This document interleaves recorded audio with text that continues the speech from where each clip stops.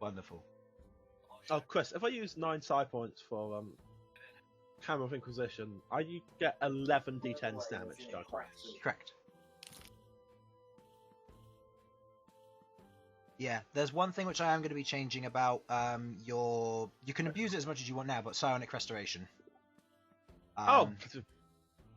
Just the Greater Restoration part of it. I'll be making some more adjustment to later.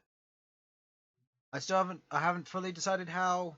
I'm probably going to base it somewhat along the lines of like normal Greater Restoration where it costs something, but otherwise I don't know. We'll see. It'll happen. It will happen later, not this campaign. Excellent. Time to abuse the hell out of it. Yeah, you can. I might make changes earlier if I feel it's too early. Anyway. So, hello everybody. Welcome to Crabby D&D. I am here with my players. Sudz. Hello. Harlan. Hello. Sam. Sam? Hello. There we go. Simon? What didn't work? Hello? What didn't work? I didn't hear you say anything. Did a very cheerful hello. Oh, hello. Jamie. Sudz is an arsehole. And Infernal. Alright, so I am here with all my players Don't today. do it. What? Sudz keeps changing my dice. It's triggering.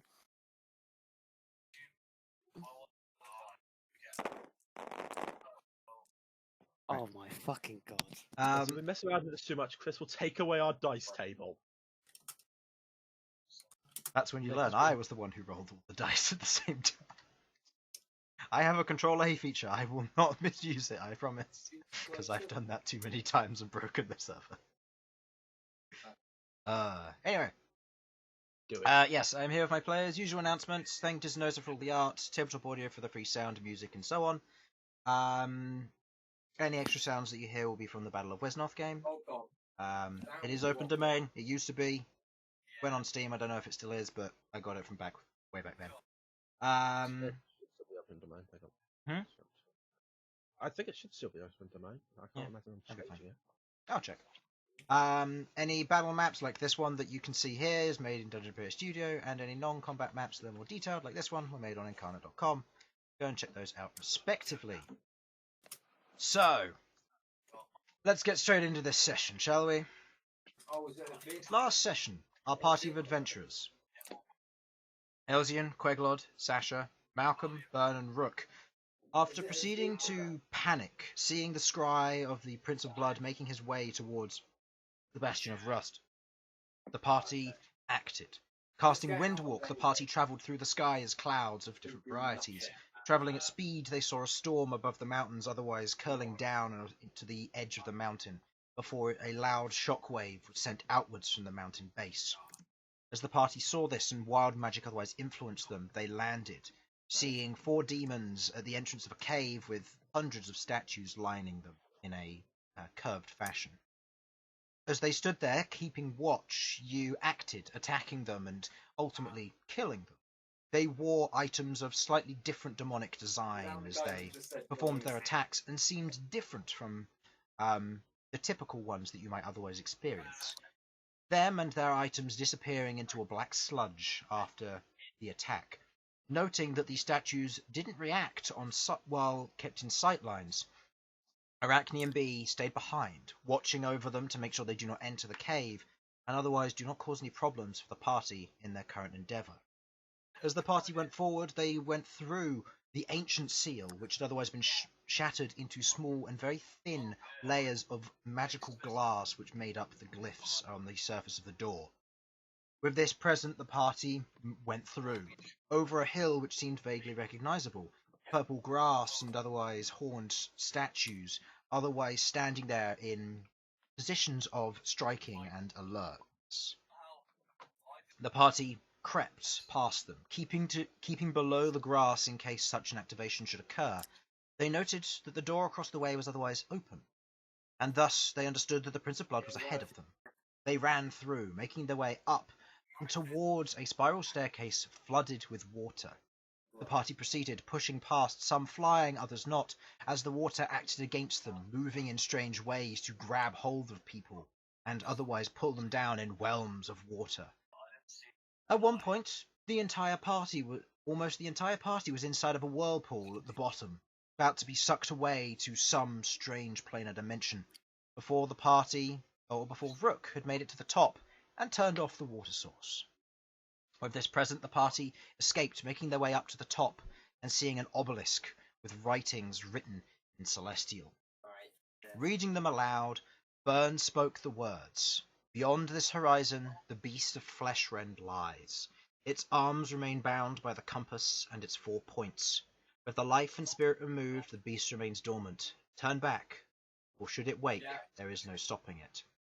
The party said these words, opened the door as the third and loud thrumming sound of metal hitting earth. The party was aware that 3 of the chains had been broken, and so they opened the doorway, heading in. As the doorway opened, light flooded in across them with a light breeze that went with. The party immediately kind of held themselves on guard as they shielded their eyes from the sun that was sudden and immediate. As they travel in, the party sees a landscape around them. Tall trees made from the same ironwood, the rustic colour of the rust wrapping around in strange vine and twig patterns. The ground itself a dried earth cracked in their nearby vicinity, but otherwise beyond that filled with a not lush but thick layer of yellow grass that covers in all directions. To their immediate right and left, the place itself curves round in a similar dome. Looking up, they can see the canopy of the large orange trees overhead, as it produces a small amount of shade for them. They hear the sounds of insects and other rodents scatter and scurry away from their position, as birds fly off up into from the treetops above, as they immediately enter, their presence now known. In this moment, the party, otherwise being made aware of their presence, they look around. Immediately, Elsyan, you see the looks of a giant chain hanging from your right, just next to you. The chain itself hangs down towards the ground and is otherwise severed. You look and you see a portion of it has turned black, a similar effect that you've seen where Bern has cast Disintegrate in the past. The chain itself is otherwise disrupted, and any traces of the dust that would be left afterwards have blown away as the wind rushes past. Well, that can't be good. Less talking, more running. Duly noted. Okay. There is no clear path ahead of you. You see in all directions trees and treetops. You see the grass in all directions. No clear signs of travel or path. Where does it go? The chain dangles next to the wall. There's no sign as to what direction it was otherwise being held up. Okay, so it's not like this is connected to a thing floating in the sky, is it? No. So basically, if you have your wall like that, the chain is collected by a large loop, and then it hangs down to here, and it's blackened at the end. Does there seem to be like any platform up there? Climb up the chain and look from. Looking up and around from where the chain is, and looking up in the sky, taking a quick look, you don't see any platform. You don't see anything in the sky. The only thing is whatever is creating this artificial brightness. You're under a mountain. It can't be the real sun. Fancy one-way mountain. I think our best bet is to head towards the middle of this area. Quite. I thought might be good idea to have your magic vision. I've got all the boats and I'm just looking down. Probably wise. I'll activate Detect Magic. Okay. Or attempt to, since the wild magic thing wasn't a thing in the previous Not in chamber. here, I don't think. After Yeah, you enter the chamber, the wild magic doesn't reach in here. So as you As you cast Detect Magic, your eyes aglow. You look around. There's no signs of magic bar that of your friends. Okay, cool. I'm also going to activate it on Felipe and have him do some scouting nearby. Although I don't want him going too far away. Okay. Probably best to just have him sort of circle us and keep Yeah. an eye around on the perimeter. Okay. He'll go a little ways above and circle around, but he's not going to be... I want him to try and stay safe for now. Okay. So, you've got the forest Not ahead of us. you. You don't know where the centre would otherwise be. I would like someone here to helm a survival check to try and understand where the centre of this location may be. Well, I have a plus 11, so should I roll? Yeah, probably. Druid is good in forest.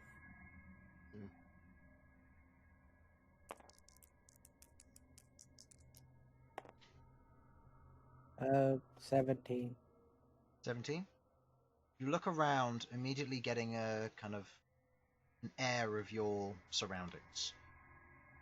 If this was a dome and there was a centre to this, it would be roughly straight ahead of you. Wouldn't have to turn, you wouldn't have to do anything. But looking at the trees, they weave and they kind of curve here and there. There would be no straight path. It's difficult to follow, but it's possible to keep your bearings as to where you're going. We can use Felipe from above to go.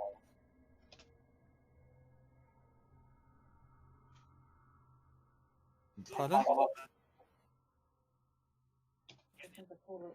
Sorry, I have a lot of talking going on, so I can't talk much. That's fine. Can we use Felipe to guide us? He's flying above the trees, so he shouldn't get affected, right? And seeing I through mean, the he can- canopy won't be easy. It's possible.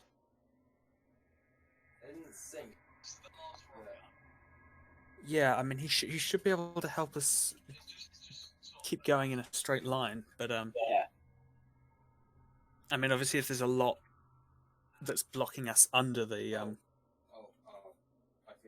canopy that he can't see, there's not a lot he can do about that. So, There's no sense where he is, Ken. Hmm? There's no sense where he is? Like, which way? Felipe can find his way back to Queglod, not the other way around. Okay.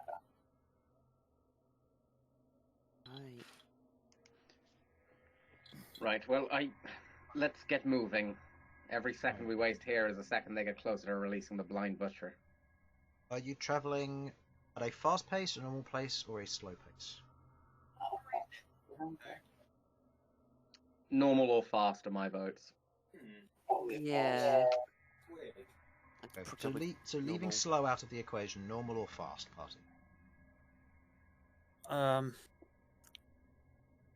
I'd probably say Sorry. I just now got a chance to talk. no worries. What are you thinking, Sudz? About how is it possible to tell how long it took in between each time we heard the sound that we believe was a chain breaking? Are you going to perform this check while you're moving, or standing still here? While moving, want to decide if we should go fast or slow. Okay. Seeing as you'll be doing this while you're moving, I will say you can make a regular roll. However, you will not know the answer until until a trial or two has been, so you've started actually going. So fast or Let's slow. start off at initially. normal and we'll see if we can go, and then we can pick up the pace or slow down later. I say we go fast. Once we have an idea of where we're going, Oh. I think we should.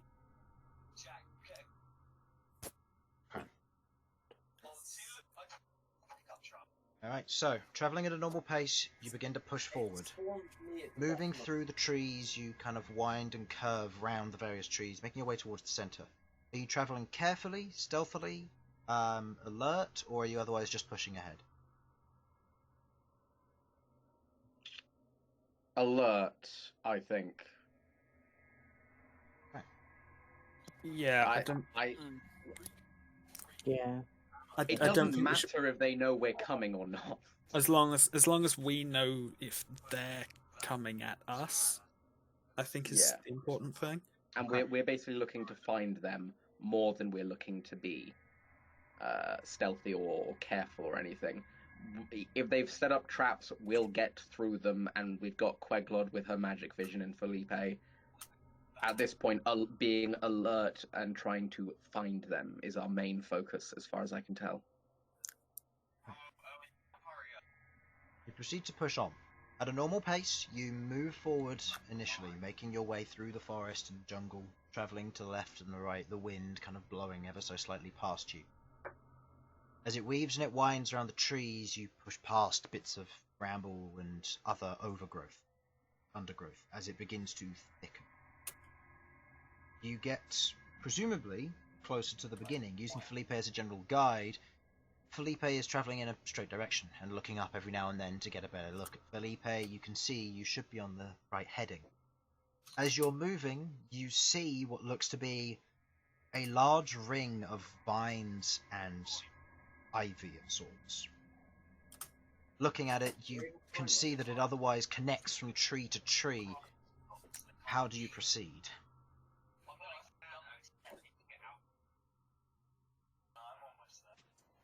What is this? There are ivies and vines in the way, otherwise blocking your path.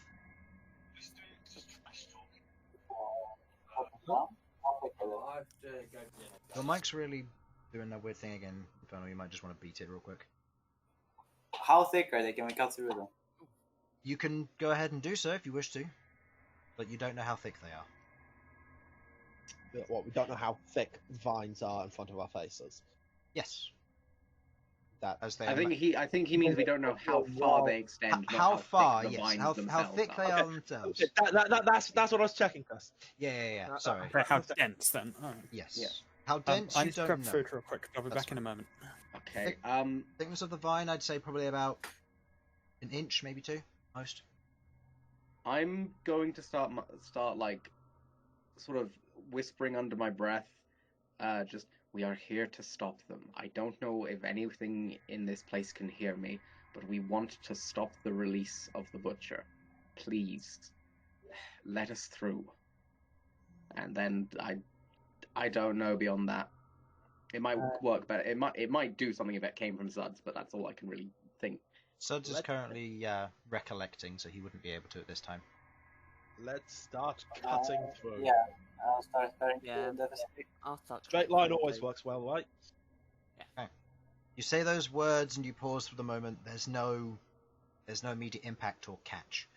At that moment, Rook and Bern, the two of you, proceed to cut through. Go ahead and make me attack rolls, please. Are you? Is your weapon slashing or piercing, Bern? Let me check. 25. Station is slashing. As you, Rook, as you take your axe and you proceed to cut down on the vines, it goes into the vine and digs in, as these are iron vines by the looks of it. And as you cut through, it's like cutting through metal. It's slow, but it goes through. As it pulls away, you cut through a portion of them, but there's still more beyond. Bern, what was your total? In siblings, it's slashing. Okay, and what was your total roll?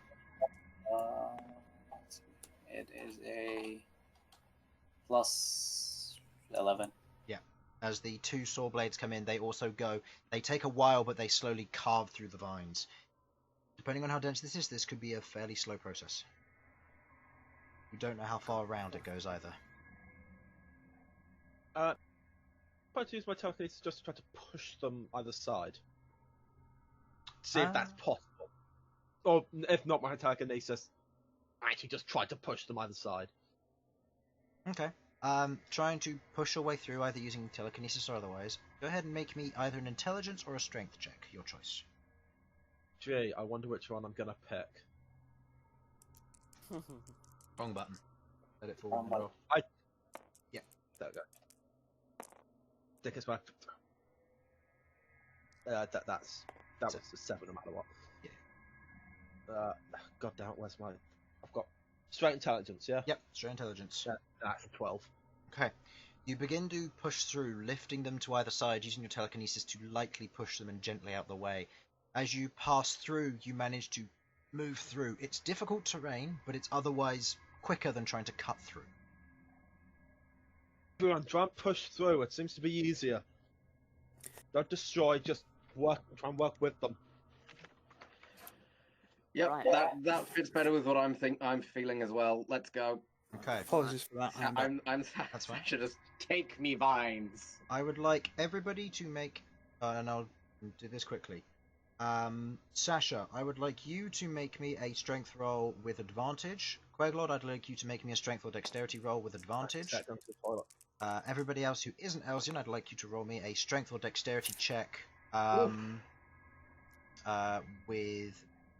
without advantage. And Rook, you have disadvantage, and you can only use strength.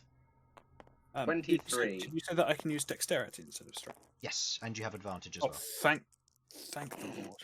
That's 23 is what I'm at currently. Oh no. Oh no. Oh no. That's still not good.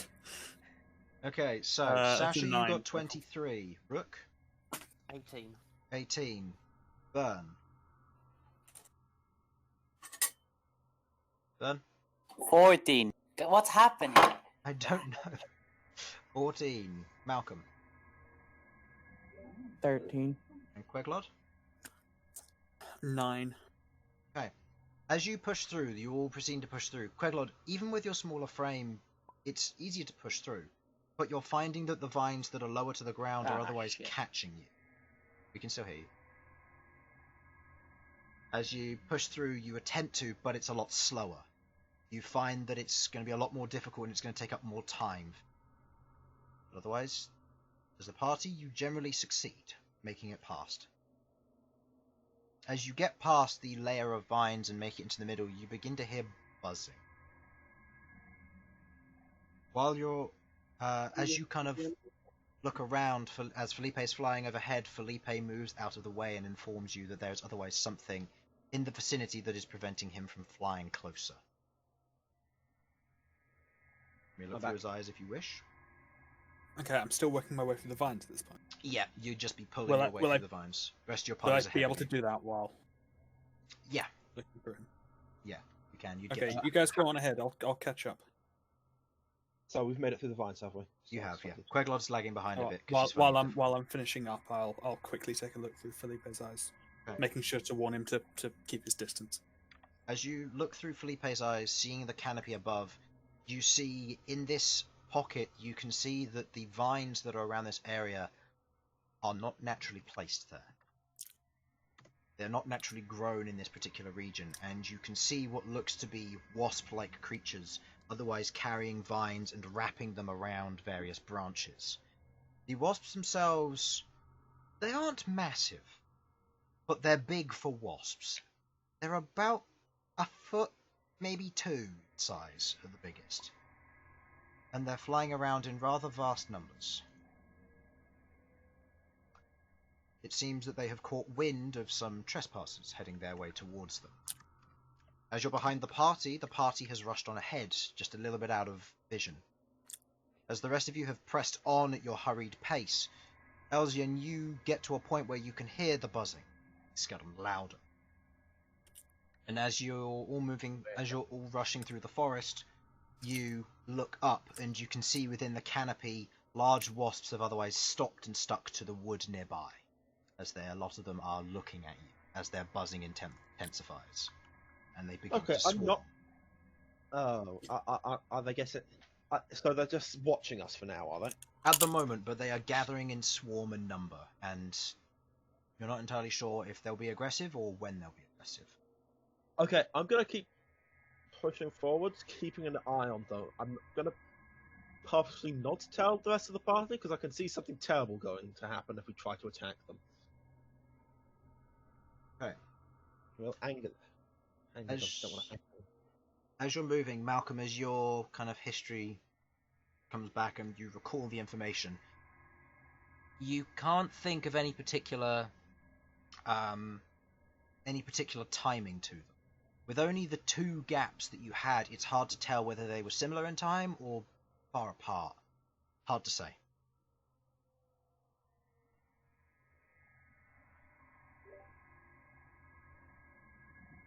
Okay. What about them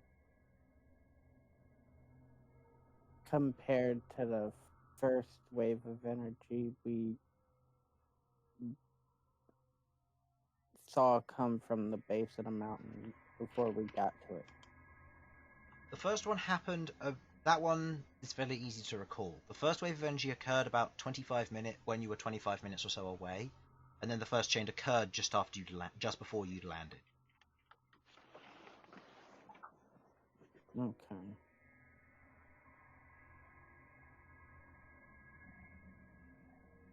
And how long has it been since we heard the second one? Second one? Or the third Yeah. one? The third one. Yeah, the third one. Yeah, it's been about 3 minutes or so. As the rest of the party, you keep travelling as you otherwise look up. The wasps begin to gather. And you watch as some of them begin to fly down in large swarms. I will not have you roll initiative, but they are otherwise attacking you. What do you do? The entire party, except for Queglod, is aware that this is occurring, as Queglod, you're now catching up.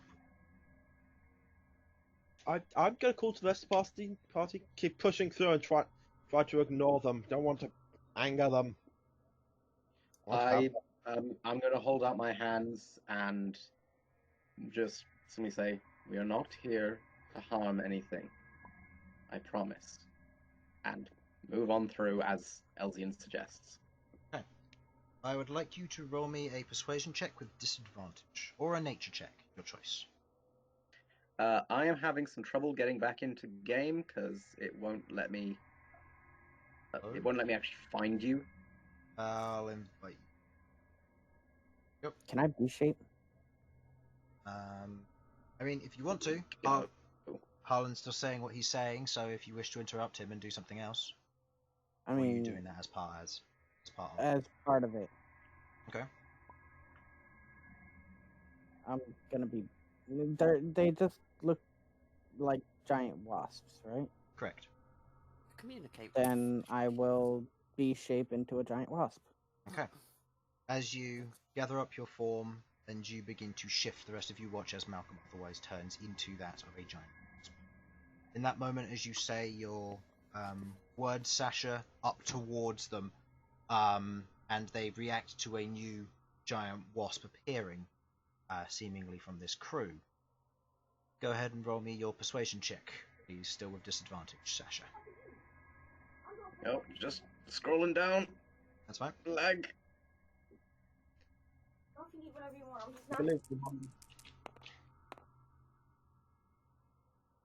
Okay, would have preferred if it was just the 17, but where's my persuasion? +5, so that is 11, unfortunately. Okay. You attempt to speak out to them. They don't seem to be having it. And with the sign of a new giant wasp, as much as it may not seem threatening to them, they still see the new giant wasp as a potential threat. At this moment, they begin to attack and sting you. So, Rook, what is your AC? 21. 21. There are... Okay, at this moment, there is currently a large swarm of them otherwise on top of you and proceeding to attack. So, how many stings do you take? An AC of 21, you take 1 sting. Okay, you take 6 points of poison damage, and you can feel a portion of your body beginning to swell up, as these stingers are otherwise highly toxic. Oh, nice. Okay. Next, Elsyan, what is your AC? It's 30, obviously. Definitely not 17. Okay. Well, these creatures actually work in the opposite, so the higher your AC, the more damage you take. 17? Wait, really? No. Oh, thank God. So with Look, an 8... that does feel like the dick move you'd pull. maybe another creature. So, Chris, they're doing an attack action against me, correct? It's a number of attacks, but instead of rolling, I'm just determining how many hit. If you wish to increase your AC as a part of it, you can. I will be doing so. I'll be putting the full 7 out there. Okay, so increase it to 24. So 24. Okay, as Else you in the proceed to protect yourself, there is no physical way for them to otherwise hurt you. As you shield yourself momentarily, as all of them attempt to sting and otherwise strike you, but fail to deal any damage. Malcom, Yeah. You are a giant wasp. This could be fun. Diplomacy. Give me a sec to. No, I'm looking up the stats because if you're immune to poison, they're just going to bite you. It's just less damage. No, it's not immune to poison. I got the stats for it right here. Okay. Right. Well, if you are not immune to poison, then I'm using slightly different giant wasps for these ones because they are not doing the full damage that they would be doing. So I don't want to have you guys roll Constitution saving throws and 3d6 poison because that's just. Did they have the same AC? Yes. Okay, So you have an AC of 12. murder hornets. So. It says 13. Oh, sorry. Look, no, that's hit points.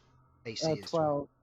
Plus Yeah, your 12 wisdom mod, which is plus my 6. wisdom, 6. 18. So you take 2 hits. You take a total of 18 points of pit poison damage.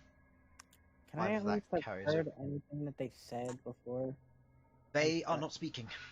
They seem to communicate via pheromones rather than actual speaking.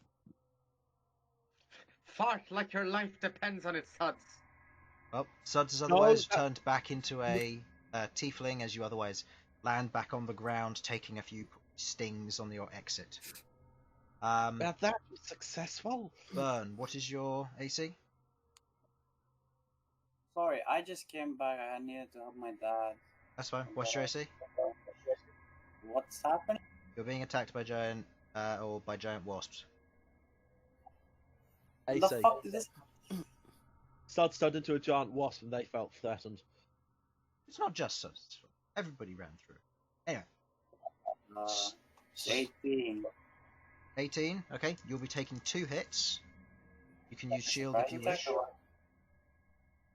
It's like a surprise attack, or? No, this isn't combat. I'm just rolling to see how many hit you. Okay. So do you want to use shield or no? Oh. What's that hit? It'll be 2 hitting you. What's the roll? Sorry. There is. I'm rolling damage. That's it. Just Oh.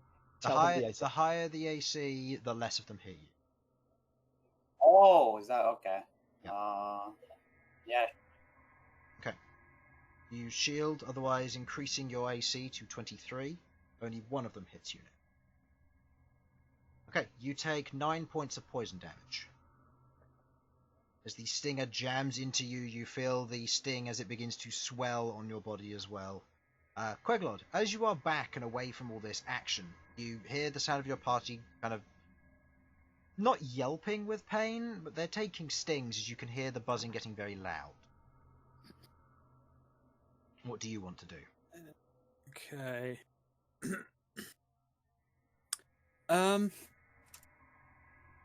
Is this just as I'm emerging out of the vines? You've Or am emerged I- out of the vines and you can see and you can hear your party a little ways off as Yeah. they've run ahead.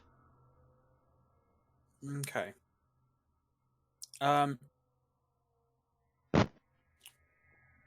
Okay, there's not tons that I can do. The only thing I'd like to try, which is a bit of doubts of whether or not this will work. Can I remember particularly well how the Prince of Blood's voice sounds?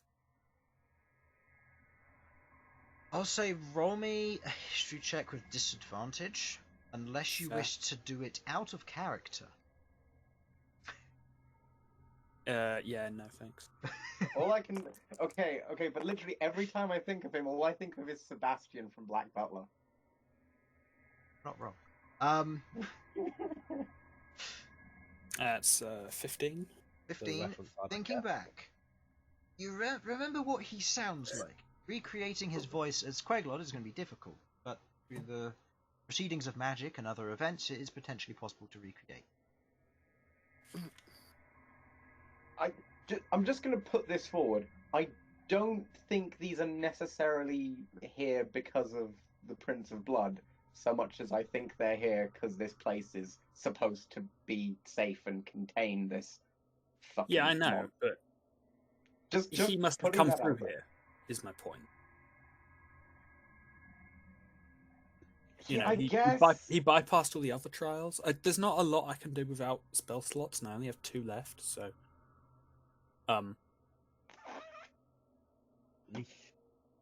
That's not ideal. That being the case, then...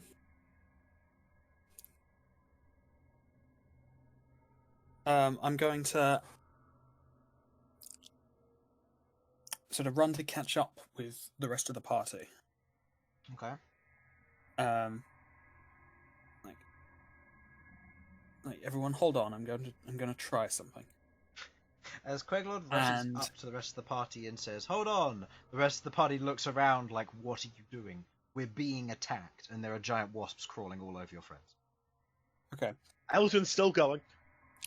And at the maximum range, which is 30 feet away, I'll say behind us, so where we just were, and a ways up in the air to try and draw them away as far as possible. You'll say what? I'd like to cast Minor Illusion. Okay. You rush forward, you kind of throw your hand back. What are you minor illusioning? The sound of the Prince of Blood saying the word... Fuck. It's a good thing to have him say. Exactly that. You're a little what? Dang me. What's something threatening that he could say? I'll go with just like kneel. Okay. As you minor illusion that, making the words kneel being said, you note that a number of wasps take it into their presence and otherwise divert their attention away from you, given that you are a new target. But the ones that are otherwise attached to your friends continue stinging them. Rook, 1 sting coming towards you. Nice. Take 9 points of poison damage. Nice. Sasha, did I actually have you get attacked last time? I don't think I did, frankly. No. What's your AC? 22 at the moment. Okay. So you Although take. if I've got an action, I'm happy to bump it up a bit. I mean that's up to you if you want to. Yeah, I'm gonna use my I'm gonna spend a 2nd level spell slot for Blood Shell. Okay. 2nd level spell slot. You coat yourself in your own blood and otherwise create a shield around you. I'll say this is from the previous turn and this turn. Again, it's hard for you because dwarf. So that would be 5 points of poison damage halved to 2, and then 7 points of poison damage halved to 3. So you take 5 damage overall. Temporary shield. Okay. Malcom, in your current form, your AC is what? The What is it? 18. 18. Okay, you will take 2 hits. Was that 6 points you said? 5. 5. 5 points. Okay, so Malcom, as the 2 hits strike against you, you take a total of 5 plus 8, so you take 13 points of poison damage. Bern, at this point, 2 of them are going to successfully hit you. Do you wish to use another shield? No, I just don't understand how this works. They are attacking you, but because there is about 15 of them in a swarm, I'm not rolling 15 times. A number of them are automatically hitting you based on your AC. Okay. And The higher your AC, the harder it is to hit you. No, just I don't understand how the turns go. Well, there are no turns because your party said you're not attacking them, so Yeah, not. Pushing through. You're pushing We're through. not wasting time fighting. Yeah, you're moving and dashing. how much damage did I take again? 5 plus 8, so 13. Okay, so you're taking 2 hits, Bern? Yeah. Okay. I'm applying heartbeat to myself every time I can. Okay, so apply your heartbeat and I'll tell you how much damage you take. And Elsyan, 2 hits coming towards you, or are you going to use something to prevent? Can't really afford. Fuck, I'm going to boost my AC up to 20. Okay, so you only take 1 hit, so that means you take 10 damage, as that was a pretty high roll for Oh, 1 damage. And Bern, you take 13 points of poison damage over the 2 hits. And Queglod, at this moment, as they are distracted, they are not targeting you. You catch up with the party, who is otherwise rushing on ahead. As you push forward, let's see. As you push forward, the wasps lose interest and begin to pull away.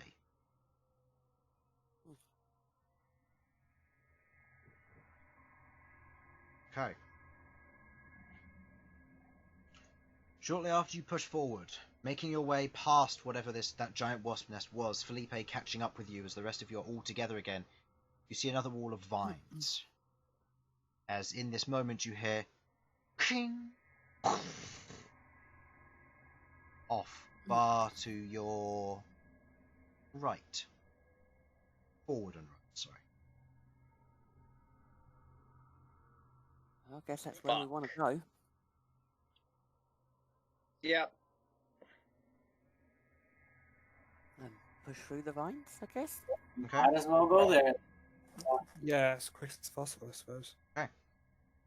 Traveling now, I'm going to assume at fast speed. Yeah.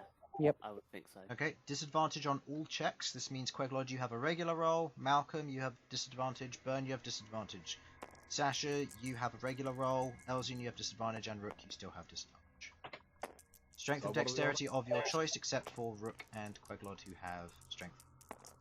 I'm lucky in this one. Queglod. No. Hello. whoops, I did not. Sorry, Rook and Sasha. Yes. I'm Mm-hmm. using lucky on this. Strength it is. Wrong button. Let it fall. 14. This a check or a save? This is an athletics or acrobatics check. Oh, okay, fair enough.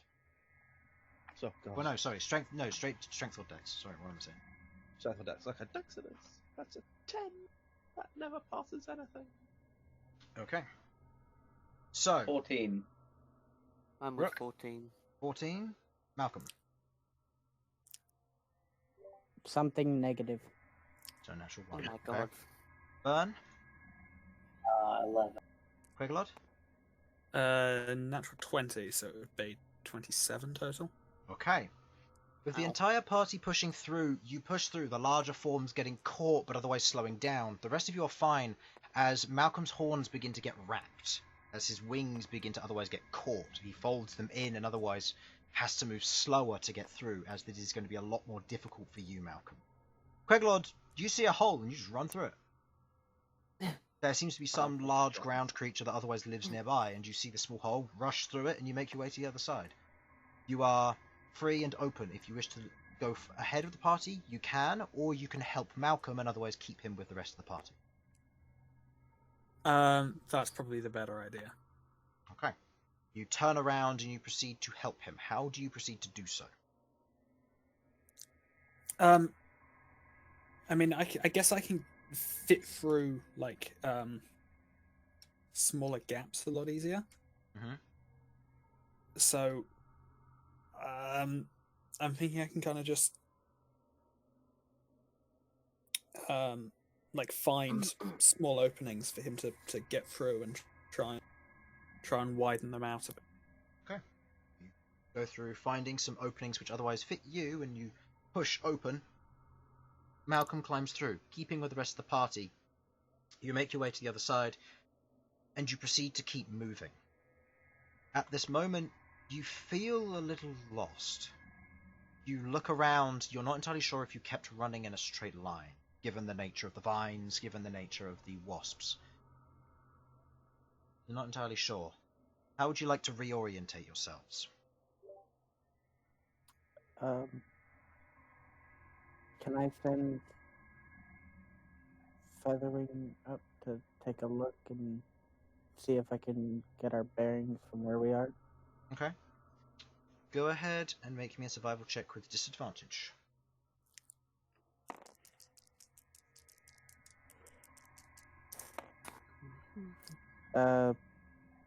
23. Okay. You proceed to make your way forward. As you rush past, you send Featherwing up. Featherwing flies up, otherwise meeting with Felipe on the top. As you look out across the area, you can see there are a number of clearings scattered throughout the center of this area. But as you get a look, you keep moving on with your friends. As you proceed to do so, there is a moment when you trip, otherwise blinded and deafened while looking through Featherwing's eyes. I would like somebody to make me either a dexterity saving throw or a strength saving throw on behalf of Malcom. I will do it. Go ahead. Is this using his statistics or my This statistics? is using yours. Strong! Nope, that is a 10. I'm sorry, Malcolm. You reach over to grab Malcom. As you do, you have to stop. It takes up a little bit of time as you kind of become unblind and undeafened. You look around, you see Sasha otherwise holding you there, preventing you from falling over, but otherwise slowing you down slightly. You stop and you keep going, finding it difficult to get your bearing, but enough that you know roughly where you are going. You rush forward as you begin to hear chanting. Oh, perfect. I would like someone to make me a perception check to be guided. Disadvantage as you are moving quickly. Who's got high perception? I've got a +8. I got a one. +11. I will say not Malcom, as you have performed 3 checks already. It's ability check. For this I'm going to say I've got a Elsyan is probably our best bet. Right, okay. Elfie boy on his way. 17. 17. You travel and you hear the words being spoken. What languages do you speak? Me, anything Elfie and Undercommon. So Elven. So probably. So Elvish, Undercommon, Sylvan, Deep Speech, and Common, obviously. Okay. You listen out, otherwise taking into account what is being said or heard. You travel, but you don't know what's being said, but you otherwise guide your party, moving up and around to a portion, before you begin to hear more loud buzzing. This one is deeper. You recognize this one. Oh, not the chasms.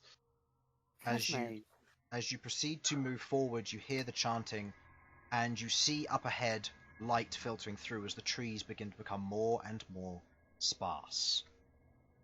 Well, I would like you to position yourselves on this board at the edge, please.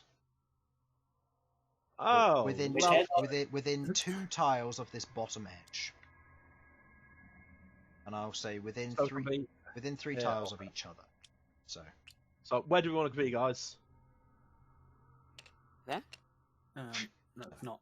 Yeah, no, I was just putting it down quick. Okay. Sasha, you in tabletop? I am in here. My apologies, I was briefly distracted by... within 2 tiles of the edge and 3 tiles of each other. Apologies. That's fine. Right, so... Oh, good God, where are we? What's happening? Oh, God. Position yourself within 2 tiles of the map edge and 3 tiles of each other. 3 tiles of each other. We're doing it like unit coherency, right? Yeah, effectively. Sam, understanding the gameplay mechanic. Stay within 2 inches of each other, everyone. Hey, I kind of need to be next to Malcolm, don't I? Yep, but you need to be within 2 of the edge, so there would be. We cannot be on this line. This is the no line. Okay. At this moment, you see the form of the blind butcher in the center. Given your positions, Elsyan, Rook, and Queglod, you see it clearly. Bern too from this angle. You two, Sasha and Malcom, as the 2 of you are otherwise within a little bit more of the trees, you can just about see and make out the shape as the form of the blind butcher stands ever present within the front of this, or in the center of this area. Standing there, the white form, otherwise crooked with the dark red marks wrapped around his hands and the wrists and arm. A dark mantle, otherwise pushing over his head, face and back. In that moment, you see, flying above the battle,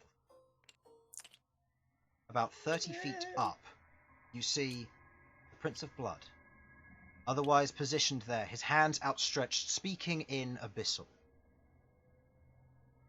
Do any of you understand this language? Deep speech is like Abyssal, right? I do. You understand Abyssal? You hear the following words. And so, my companion, I return my heart to you. And you watch as he lets go of the fleshy orb as it otherwise sinks into the back of the creature. No! Can I telekinesis this thing away? Can I At this activate the moment- gauntlets and fire all the stars? At this moment, we will be rolling for initiative. Okay. But there are two other creatures I have to place on the battlefield. As you see, No, there aren't. similarly, two chasmates flying on either side of the blind butcher in a alert state. As they're otherwise there, their wings letting out this awful drone in this area. You see, they are not like the ones you fought. They otherwise have armaments on them. Their head is covered with a golden helmet that otherwise reaches down to the crest of their proboscis, I think it's called. Yeah. You see that their wings are otherwise guarded in almost this magical glass-like shell as they fly there and hover in this moment. At this moment, with you bursting through the forest, they are alert and aware to your presence, as you were not stealthy. I'd like everybody to roll me initiative. Oh, you don't need us to roll the initiative. You don't see him, no. We've ruled that initiative counts as an ability check, right? Yes, we have. So you can reroll Okay, natural cool. ones. Yep. Which technically means if you've got Cat's Grace, you have an advantage on initiative, which is dumb. Awesome. Nice. 4, 2. Okay, so is everyone rolled? Yeah. I haven't. Okay, 25. Honestly, I'm a bit scared. That's fine. My thing's being very slow. Okay, Oh, I am there going we go. to I'm going to roll for my characters first. Fitting. Is the blood going first by any chance by that? Going first? No, actually, Good. quite the opposite. Not a blind But I'm butcher. not referring to the bugs. Oh. Which is going first. Does anyone have a silence spell? No. I wish I could. Sorry, I'm just flipping to the Casme's stats so I can get its dex mod. Do you want I to know? don't need to do that, Chris. Ooh, it's not that bad actually. I was gonna Really? say, I've got it. Are you Need telling me that a flying buzzy thing has decent dexterity? Yeah, who would have thunk? Technical term that, by the way, flying Flying buzzy, buzzy thing. thing. Yeah, I know. And I will roll for the butcher now, just in case he gets released, and so I know his initiative. Oof. All right. Well, he's going last every turn. Ah, wonderful. All right, 25 to 20 then, please. 20 to 15. 16. Oh. 17. Elsyan? 18. 18. Queglod. 16. 16. Rook. 17. 17. Malcom. 17. Goodness, you're Nice. Bern and Sasha. 11. 6. Yeah, you get to go last alongside the butcher. But, you know, we might if we're doing it like this, we might as well just use side initiative. I mean, no, because they do break you up a bit. Yeah, I know. So, Still. at the highest initiative, Elsyan. Fuck yes. As you stand there, looking out across looking at the battlefield from where you stand, you see the Casmes. You recognize them. You hate them. They're detestable and loathsome things, but Hates them. yes, you hate them. But then you look up and you see the Prince of Blood as he sees you approach, but otherwise does not end his incantation, as he otherwise pulls at the decanter at his side, holding it in both hands. Well, I could go for the Casmane, or I could go for a juicier target. Fuck, 1, 2, 3. Just to get. Actually, wait, I was there. 1, 6. Oh god, this is terrible. He's in 7, the 8. tank going. Elsyan the tank is moving in. More Elsyan the cannon right this second, as I am going. Am I within range for the Prince of Blood? You are. However, I would like you to roll me a Constitution saving throw first, as you move No, you in don't. range of the drone. Chris, you don't need me to do that. That's not something you need me to do. At all. Unfortunately, it is. No lies, fake news. Do not take the D4. I will not take This it. is not the roll. Hearing the sound before, you know these antics, and you quickly plug your ears. You listen to it, and you gradually pull your fingers out of your ears. Yeah, Same it worked. Use the same tactic with Sasha. Fucking dwarf. You have grown tolerant, and you are immune to the effect for 24 hours. Your turn otherwise remains uninterrupted. I should be within. Yeah, I'm within 60 feet of the Prince of Blood right now. Yeah. 9 points. Hammer of Inquisition, please, Christian. Very formal. Oh my god, he's using the full name. He's using my That's full how name. serious. What is intelligence saving throw correct? Yes, intelligence saving throw. I gather he's a smart boy. Somewhat.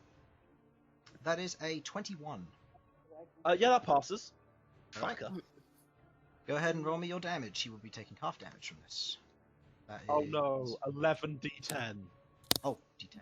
These are D10. Yep, sorry, I was picking up the Is D8s. that 11 of them? Should be. Yeah. Yeah, it is. 5. Yes, it is. 57. 57 half. Wait, Just double checking something quickly. Because I believe he will also. Does he grappled even though he's succeeded? Where's it gone? It's here somewhere. I believe it's only if they fail. Find that. I'll tell you. It does not specify that. what's this? Target hit, falls prone, and becomes grappled and restrained until the start of your next turn, after which they have advantage against psychic inquisition. What does it state in the full feature? It should just say in addition to. Oh, that's fine. That's God. fine. It's Yeah, custom because mid-range. it should. Yeah, it should be if they fail. It requires the additional effects. This is in the subclass. Let's see. Yeah. Psychic Inquisition. A chosen discipline gets the following benefit: target falls prone and becomes grappled and restrained until the start of your next turn, after which they have advantage on Psychic Inquisition for the next round. No, so it just works. Just works. Okay. Ah! All right. At which point, you, Zinch! as you cast the spell, otherwise striking against him, you watch as that same blood shield that is wrapped around him fades, takes no damage, and suffers no ill effects. You remember this at the first round of at the beginning of his round each turn. He gains immunity to the first source of damage. For fuck's sake! As you strike him, it dissipates the shell. You watch as he staggers and stutters for a moment before continuing his incantation. Fucking hell. Malcom and Rook. The two of you are going alongside the Casmates. Oh, happy days. So, dexterity scores, please, so I can order you correctly. Malcolm? Two. Okay. Not modifier, sorry, Yeah. score. Score 14. 12. 12? 14, sorry. 14? Okay, so the Casmates go first. Of course they do. They have a score of 15. Okay, at the start of their turn, as they see Elsyan otherwise trying to interfere with the ritual, one of them is going to... both of them are going to fly very close to Elsyan. Nice. As the two of That's them, high. as the two of them move within range, Malcolm and 5, 10, 15, 25, 30. Yeah, Malcolm and Rook, I'd like you to both make Constitution saving throws as well, as they're each going to perform attacks with advantage against Elsyan. Yeah, sure. That is 9 plus 19. We're fine. 16. You are Yeah. also fine. Okay. As each of them digs their proboscis into Elsyan in an attempt to strike him. That is a 9. Nope. Yes, 19 to hit. She's high up. Elsyan? Yeah. Wish to take any reactions against the 19 to hit? Yeah. Sam's not here. He's going to take the damage. Okay, Sam? I will roll for the other one while waiting. Well, the other one misses, so I don't need to worry about that. Nice. Okay. I'll roll for damage then. You're Oh, muted, yeah, Sam, muted, by the way. muted. Oh. You're Whoops. muted. What? You are getting hit by one of them on a 19. Yeah, that hits. So you take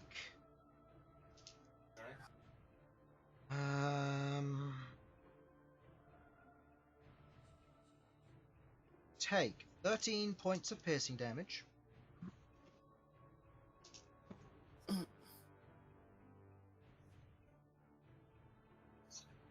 And 24 points of necrotic damage, which is taken away from your maximum hit points as well. Okay, just to ask a question, because I should get my psychic restoration from that thing.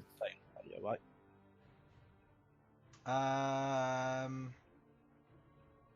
The thing. Oh, because it succeeded, you get half of them. It's going to cover. Yeah. Yeah. Got the- So you should get 4 back. Wonderful. And now I go down by 13, You correct? take 13 piercing and 24 points of necrotic damage, which is taken from your maximum health, Why as did you well do that? as, well as On your six- current. I was on 69, Chris. Come on, man. Well, your maximum is also reduced. As this happens, you watch as the blood is drawn up the proboscis. You watch as it enters into the helmet, and the helmet glows.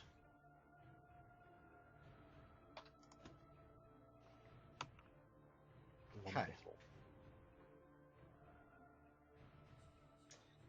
Alrighty, end of their turn. Malcolm and Rook, it is your turn. You are otherwise unaffected by the buzzing, and you are now immune to its effects. I would like to go first, as my turn will be fairly quick. Go for it. I'm going to blow the horn. Okay. You take the horn. I assume you're attuned to it, because you said you Yep. were swapping for something else. Ioun I Stone. swapped for the Ioun Stone, and I said as soon as we get back to town, I'm going to be reattuning to the Okay. horn. You reattune to the horn, and you blow it. As you do, the sound echoes throughout the land, and you begin to feel the effects of it. Go ahead and roll the d6, I think. Or is it D4. d4? That is 3 wirelings Okay. 3 and creeps. a number of drakes up to a total of 5. Okay. When you know what's... Up to a total of 5, so you gain 5 drakes as well. Yeah. Where are my drakes tile?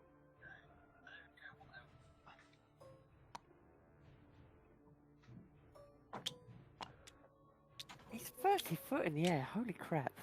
Yes, yes. Okay. As you Alright. blow the horn, the creatures otherwise standing around you. They land in the various areas surrounding, with the drakes taking up the front line. At this moment, all of them enter the radius. So I'm going to roll for each of them. Drake fails. Yeah. Succeeds. Succeeds. Succeeds. Fails. 2 of them are out. Dragon fails. They have a Next plus 5. Succeeds. Yeah, I know. There was an actual 1, so it's cocked. That's a success. So 3 of them fail. They are otherwise knocked unconscious. Alright, and for my bonus action, I give them the order to deal with the cat maze. Okay. Given they have this and they have been summoned this round, they may only use their movement as they move into positions of protection.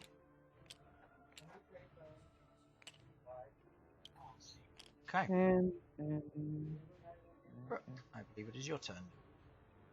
Okay, so to attack with the gauntlets, that uses my entire attack up to fire the stars. Yes. It does. Right. Okay. Cool. Excellent. Nice. Right. Okay. I am going to say, stars of the heavens, I call you, and I'm going to fire off meteor swarm at him. Okay. At who, specifically? The Prince of Blood. Okay. You say, Stars of the Heavens, I call to you. You slam your gauntlets together and the stars appear as you fire all 6 of them at him. He would have advantage on these because of magic resistance, however he is remaining in position, meaning these are straight rolls. And they are what, dexterity throws? Yeah. Is this against, how many? 6? 6. Yeah. First one, 24, success. Second one, 28, success. Next one, that is a 12, fail. Oh, Next hit. one, that is a 21, success. And the last one, 18, is a success. Nice. Takes 2d6 because it doesn't do half damage yet. Well, make the most of that. Okay. 6 fire damage. As you watch as these stars get close to him, they burst into a flaming radiance. As it flickers around him, he is immune to fire damage. Son of a... Of course he is. What was I thinking? Okay. Alright, so I have a bonus action and my movement.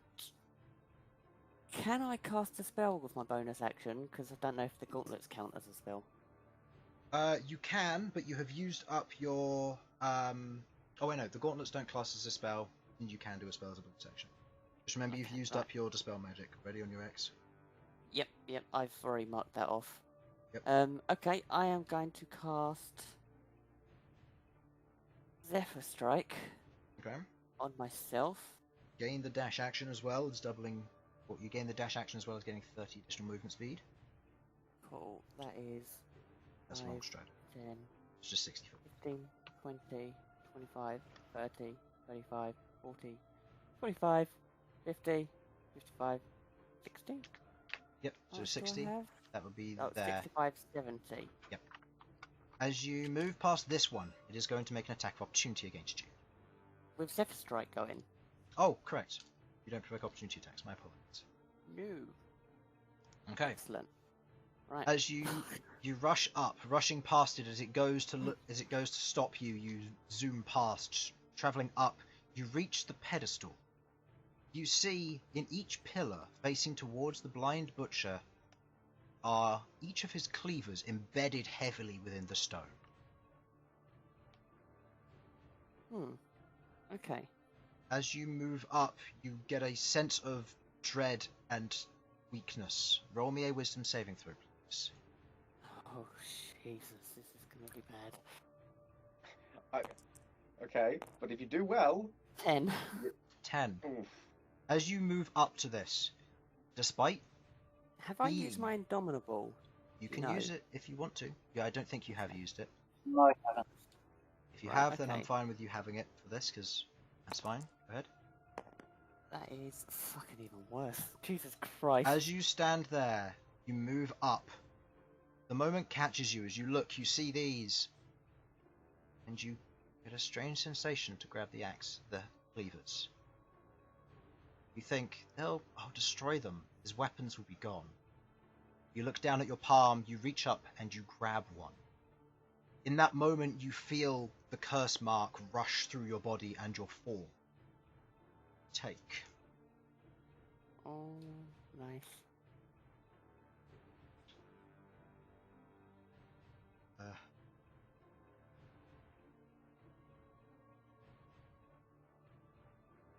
You take 37 points of necrotic damage, and your hand pulls away the same way that the rest of your party does when they try and grab your axe. In that moment, you feel a want and a terror, as you are now frightened of the blind butcher until you can no longer see him. This means you cannot move closer to him, and you have disadvantage on all ability checks involving him. Okay. Oh, this is gonna be fun. Okay. Right. End of your turn, you are otherwise quivering and shaking. Queglod, at the beginning of your turn, you can see what is going on. You're just out of the range of the drone, I believe. 10, 15, 20, 25, 30. You're just out of the range of it, but you can hear it. It's intense and heavy around you. Okay. If I wouldn't have called back Felipe before this all started, I will call him back now. I will say that he is on your shoulder. That's fine. Cool, cool. And so the stuff the Prince of Blood dropped, the heart and the soul, that made it in. The heart went into his back and was otherwise absorbed into the form. The soul is in the decanter, which he is currently holding with both hands. Okay.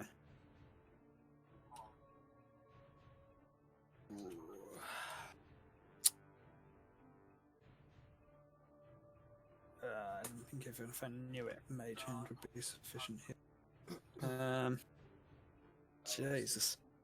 We just need to break the prince's concentration, I think. Yeah, I can't reach. I just realised. Wait, doesn't your axe have a chain attached to it so you can do ranged attacks? Oh yeah, it does. It I does, forgot but about his the chain. range is 20 foot for throwing. If he goes any You can longer... jump really high. Roll me an athletics check, but he'll only get to make one attack.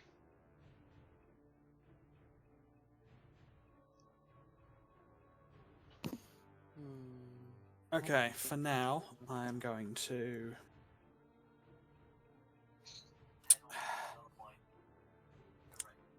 It's not great, but if we already used up his free immunity for the turn, I'm going to cast Eldritch Blast on the Prince of Blood. Okay. As you All cast... free attacks targeting him. As you cast Eldritch Blast, shooting it forward, the spell fails, as you are counterspelled. But you don't know where from.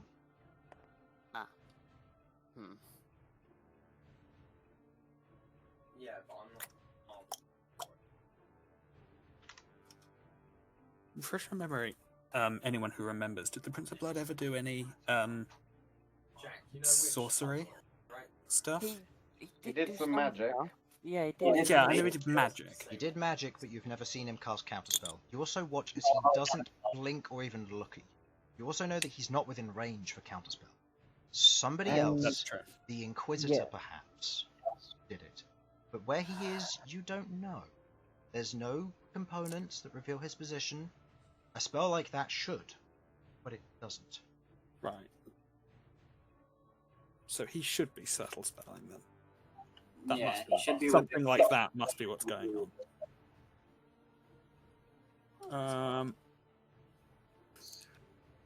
There's not a lot of spells I can cast here, really, that would be helpful.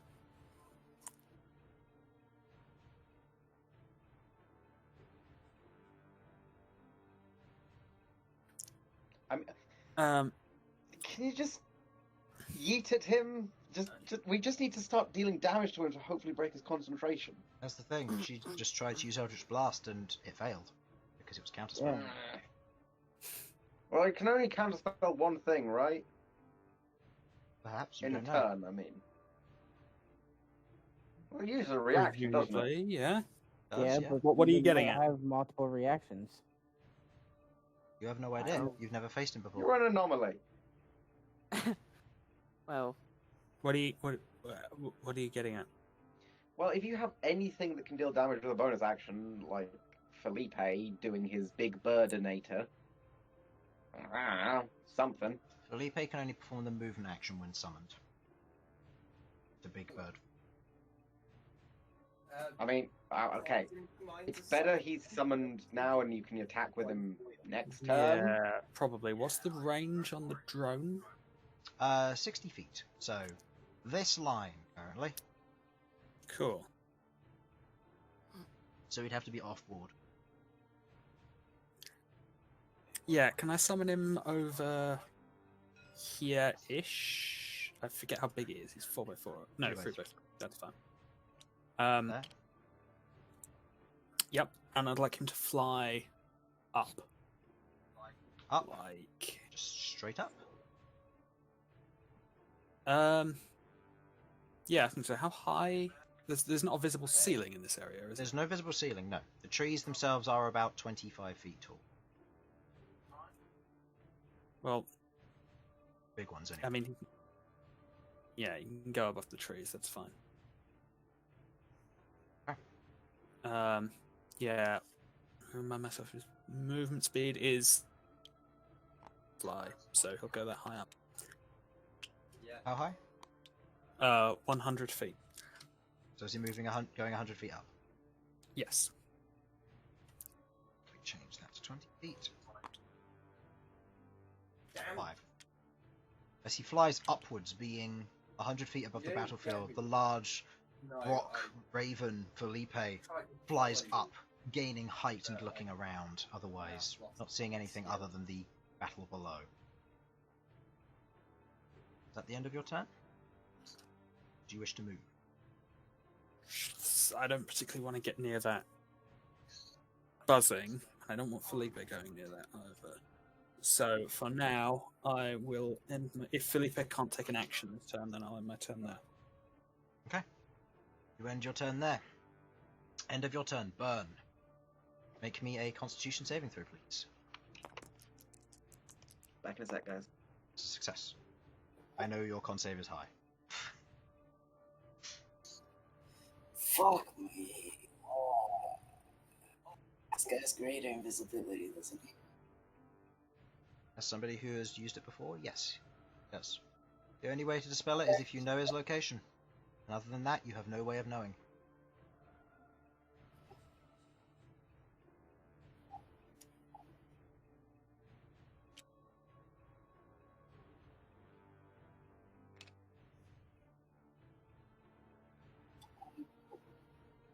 What are you doing?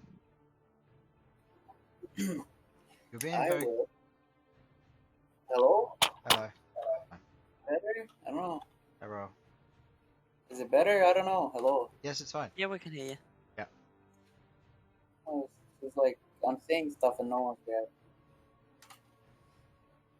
I will go there. I shall.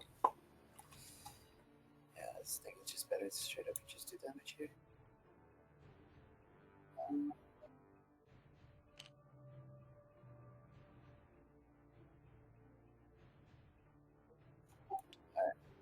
Yeah, but the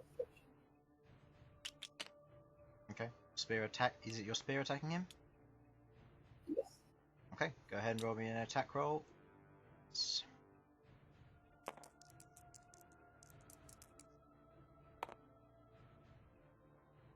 Pretty sure that hits. I think that's like 31. Yeah, it hits. 30.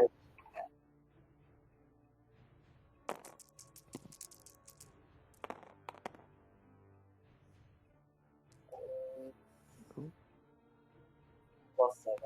So 20 damage. Did you get that? What was that? 20 damage. 20 damage, okay. Your spear otherwise flies towards him, striking against his form. Or you think it does. At that moment, you watch as your spear goes straight through him. And you realize it's an illusion. At that moment, you realize exactly who you're going up against. The Inquisitor is a well-versed illusion mage. Oh, wait. So you're saying the Prince of Blood is an illusion? You hit his psionics. He's in that area. But the image of him is an illusion and he himself is invisible. Oh, fuck me. Nice.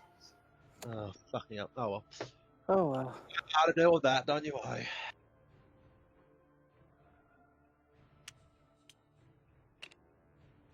Is the second attack going against them?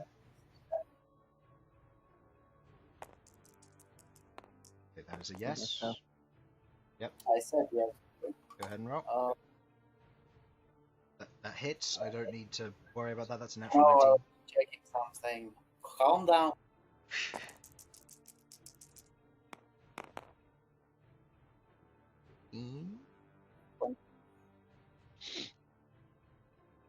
How much damage, sorry?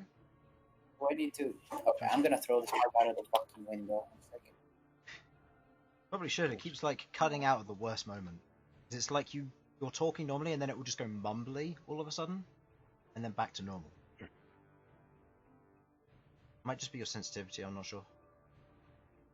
Anyway. In that moment, as the spear flies down, it otherwise hits the Chasme in the back as it is otherwise struck.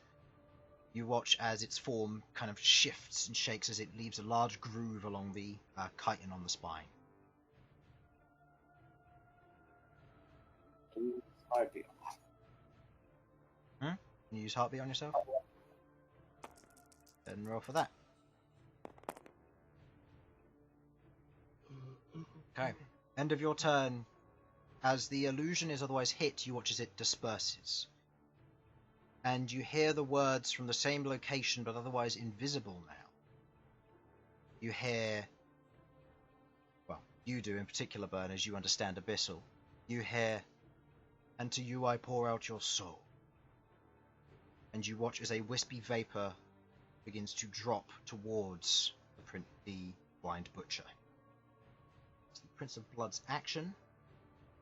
And as a bonus action, as he stands there, you hear him say out as the invisibility wears off, his form otherwise changed. He wears the same clothing. His wings are no longer tattered. You see that his skin has otherwise gone from a lighter shade of regular cream to a slightly darker shade of red. As you hear him say out, "Oh, Sasha, you think blood magic will work on me?" As a bonus action, he is going to cancel your blood shell. That only lasts for a minute. That was already long gone. Oh, is it? Yeah. Oh, okay. I thought it lasted for 10 minutes. I mean, he's welcome to spend a spell slot. It's not a spell slot. Ah, penis. It's a feature. So, in which case, as his bonus action, instead, he is going to use Control Demonkin. He is going to have one of the Chasmes perform an attack against... Ooh, let's get rid of those wyverns. Nah. That is a... Also, who is this guy? That is a 19 to hit. It hits. Okay, versus this crystal wyvern here.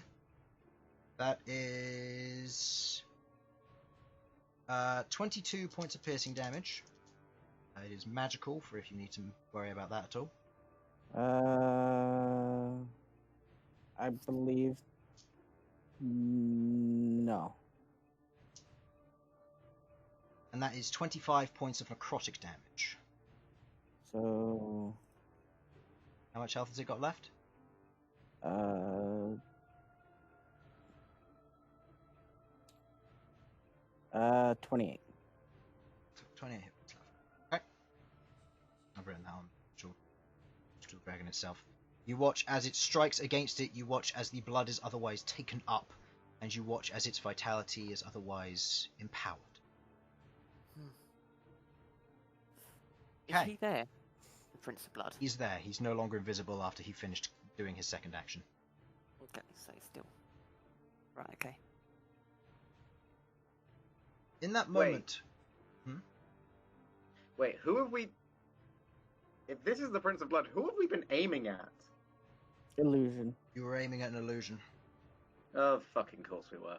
Okay, so where's the Prince of Blood? He is there, and you see his actual form. Okay, where is there? Is it 30 feet here? up. 30 feet up where he is on the pillar. So he is actually there. Okay, I thought Yeah. that was an illusion. Yeah, that's what I was asking. Yeah, I was he confused. was. There was an illusion placed over top of him. Oh. He, from his visual appearance, seems to be slightly off. Enough to fool your psionics, given his intelligence, but Oh. otherwise not enough to, but enough to fool the actual attack Okay. rolls. I'm just going to say, bollocks to that, and we shall continue. Fair enough. Okay. End of the Prince of Blood's turn. It is the Inquisitor's turn.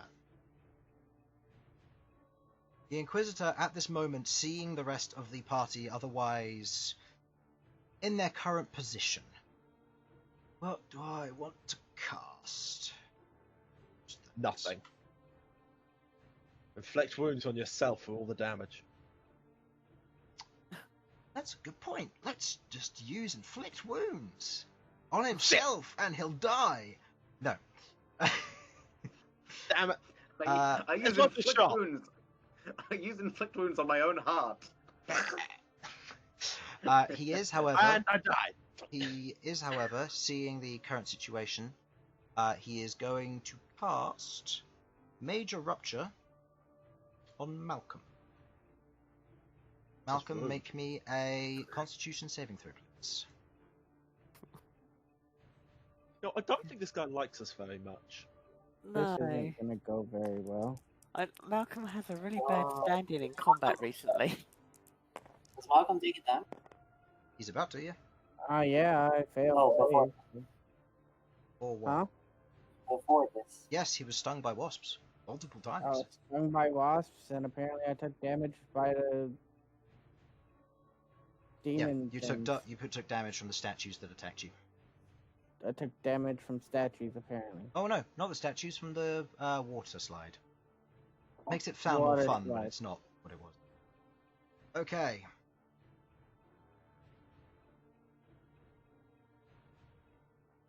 Let's see, how much damage do I take, good sir? You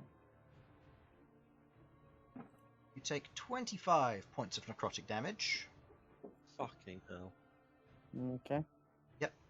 And you will be taking 12 of that at the start of your next turn. I'm just gonna go ahead and take that 12 off right now. Not necessarily, because if you are healed, it has no effect. Yeah, it's at the end, not the beginning. Oh, sorry, at the end of your next turn.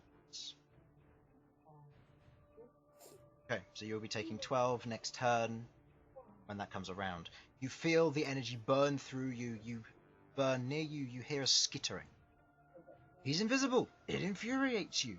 You don't know where he is, I need to look something up real quick. but he's somewhere near.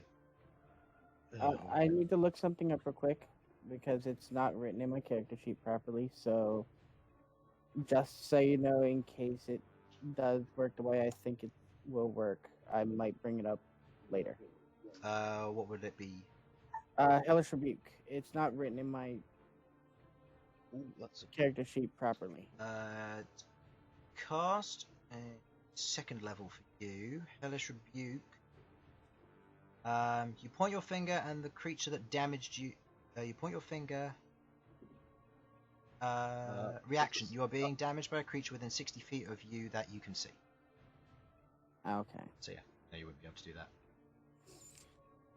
Well, it was just a thought. Okay. End of the Inquisitor's turn. Sasha. Well, fuck. Okay, so where Inquisitor? What's his current status? You have no idea. He's fucking invisible or doing He's invisible. something. All right. So The most you know Prince... is that he's over here next to Bern somewhere. Bern, you got that or no? I have nothing to reveal. I don't know. Right. I'm just gonna still keep dealing with the old Princey because I would rather avoid Blind Butcher. You know, just jumping out. Okay. That is. I think the best thing I can do currently. There's lots of rocks on the ground, right? It is a earthy soil with some solid bits of earth, yeah. Otherwise, not necessarily rocks. Well, I would have thought that. The best terrain I had, it was that or use grass. So. All right. So earthy. Okay. Earthy. Right. Where am I? I'm over here. First things first. Oh, good point. Move into. Make me a Constitution saving throw against the drone. Sorry, because you're within the range. Happens at the start of your turn. All right. Where am I? And that's the droney thing, right? That's the drone. Yeah. Yeah, you're fine. You're immune to its Yeah, effects I'm now. more than fine. Just like, fuck off. DC's not that I high. think, yeah. 1, 2, 3, 4. Yeah, I think this is the best bet I have being over here. And I'm going to cast a spell I haven't been able to cast, and haven't cast for a long fucking while. Cure wounds. Ha! Fuck you. Oof. Uh, Elsyan dies. I know that's probably just taken away any healing I'm going to get during this fight. it But absolutely say- has. Worth it. Guardian of Faith. Okay. Where are you putting it? I am popping it. Oh, shit. Fuck. No, stay there. Fine. I am popping it. This is. He's 30 feet up, right? Yep. Yep. Right. Technically, the Blind Butcher isn't Active yet. alive He is a Active. piece of terrain as far as you're concerned. at the moment. Lovely. I would like to place it 10 foot off the ground.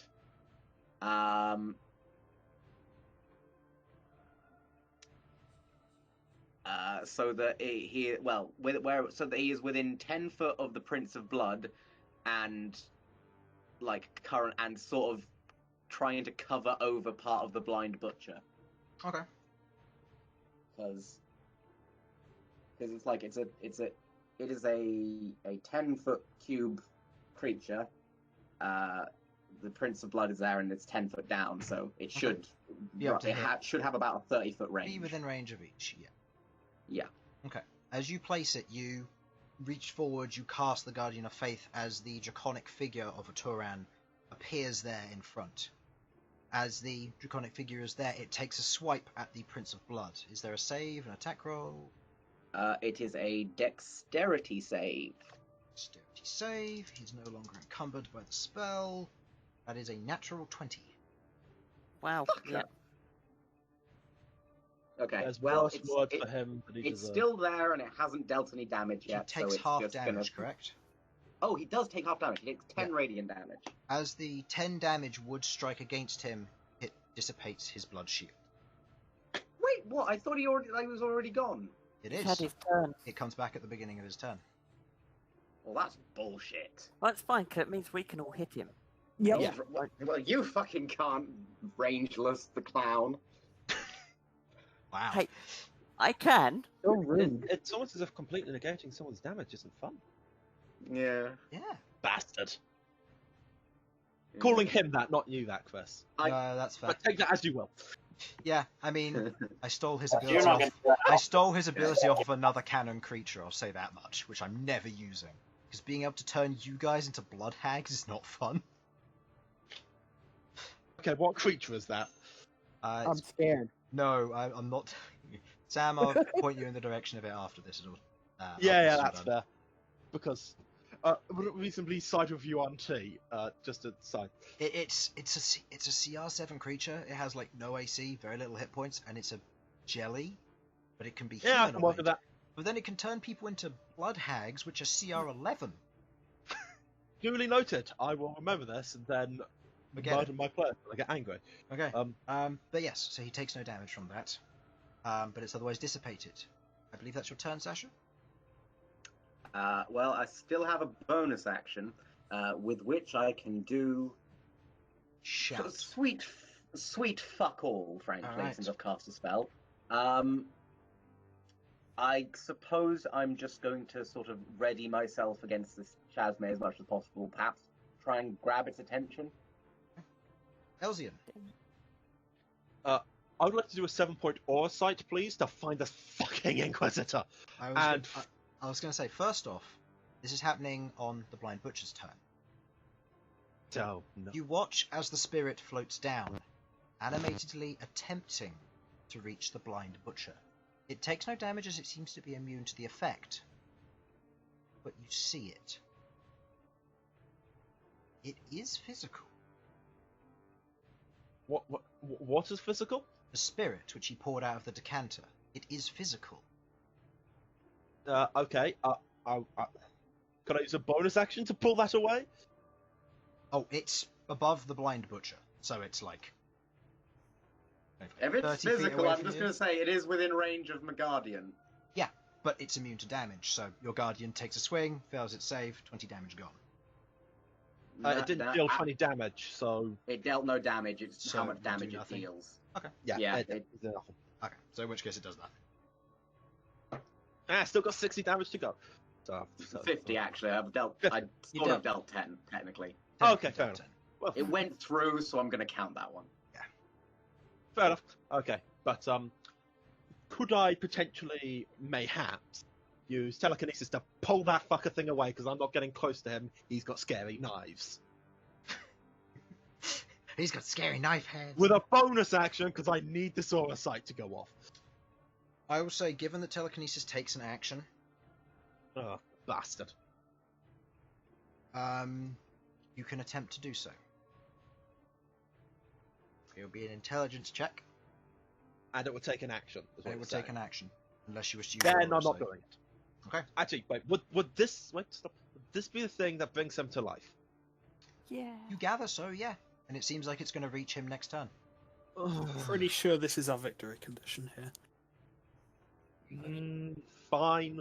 I will... You know what? Oh, who needs to survive opportunity attacks?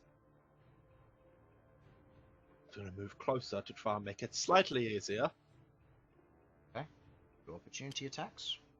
As you would be leaving their range here, they do not have advantage. The first one is a 21 to hit. Oh, okay. Yeah, so I should have mentioned. Gonna do my protects for myself thing. So reaction plus however many.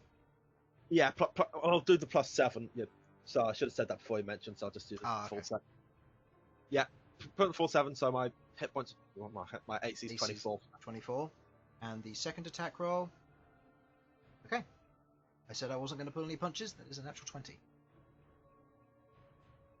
So, I'm sorry, Sam. That goes through your AC. They do take damage as a result of it, though, don't they? Because he hit you. Oh right, yes. So I was looking at the wrong thing. Even if they still hit you, they take Yeah. damage. Half the damage taken. Bastard. He's gonna die. Both of you will die at the exact same time. Oh no. I need to get a dice roller for this because I'm not rolling this many die. Just die. Oh, that's encouraging. Yeah. Okay, right. Because technically this also means the ability failed. Can I get 3 hit points back? Yes. I will say that because it may or may not matter depending on how much necrotic damage you take and what your hit point maximum actually is. Fine. It's So fine. You take 29 points of piercing damage, of which it Fine. takes 14. Right. This one's not doing so good. Actually, is it? Points now. Yeah, no. And then the necrotic damage. Resistant to necrotic damage. No, you're not. Okay, this will do full damage to you. I'm scared of this thing. And you. What do you mean? Oh, right, I need to put that in. That's 50 points of necrotic damage. I'm dead. I'm down. What's your maximum hit points? 64. So you are now at 14 maximum hit points. Yes. Okay. Think. So goes down to that, and its maximum decreases by 25 as well in a strange turn of events. Right, so you watch as Elsyan attempts to leave the range as he rushes past. He shields one as the other one's proboscis sticks into his back. You watch as it drains away, Elsyan's form withers and collapses to the floor, otherwise dying. Fuck me. Okay. It's now the Kazme's turn.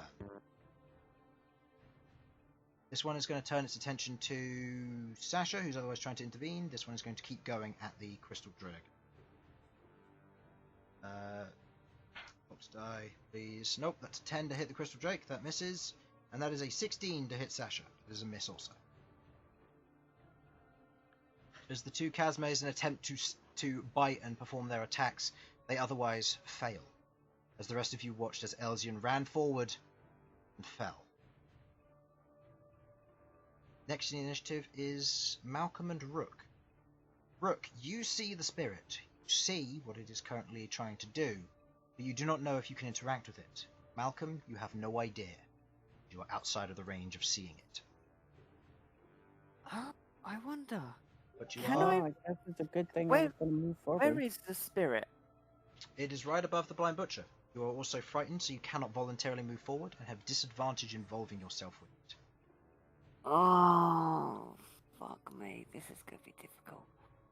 Okay, I don't really feel I have a whole lot of options here. Okay. I've got the magical jars, the jars that have got the magical thing that I put blood and stuff in. They were given to me. I agree, I think? Yep. Cool. Can I try and catch it in the jar? First, I'm going to use my potion of growth to get slightly bigger. Okay.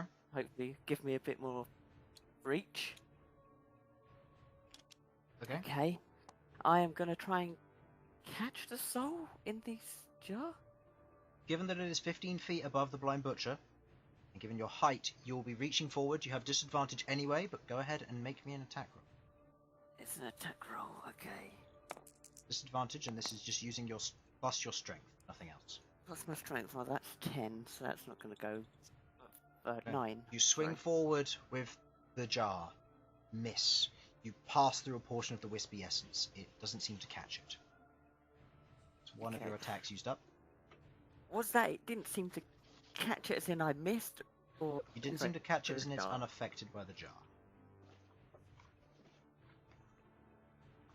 That's unaffected, so I'm not going to be able to catch this in the jar. Oh, Knew we should have gotten a magic jar. bugger me. I think we probably do have the means to catch it.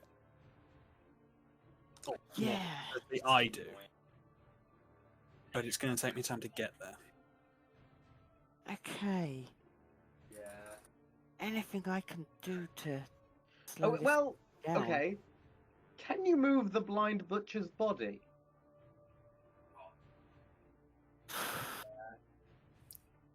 Okay. Technically moving it, Chris, if I was to put everything into it, does that technically count as I've moved closer to it? I will say you As can I'm pretty attempt much to next do to so. it. So make me an athletics check with disadvantage. Oh, this is great. Athletics, that's +9.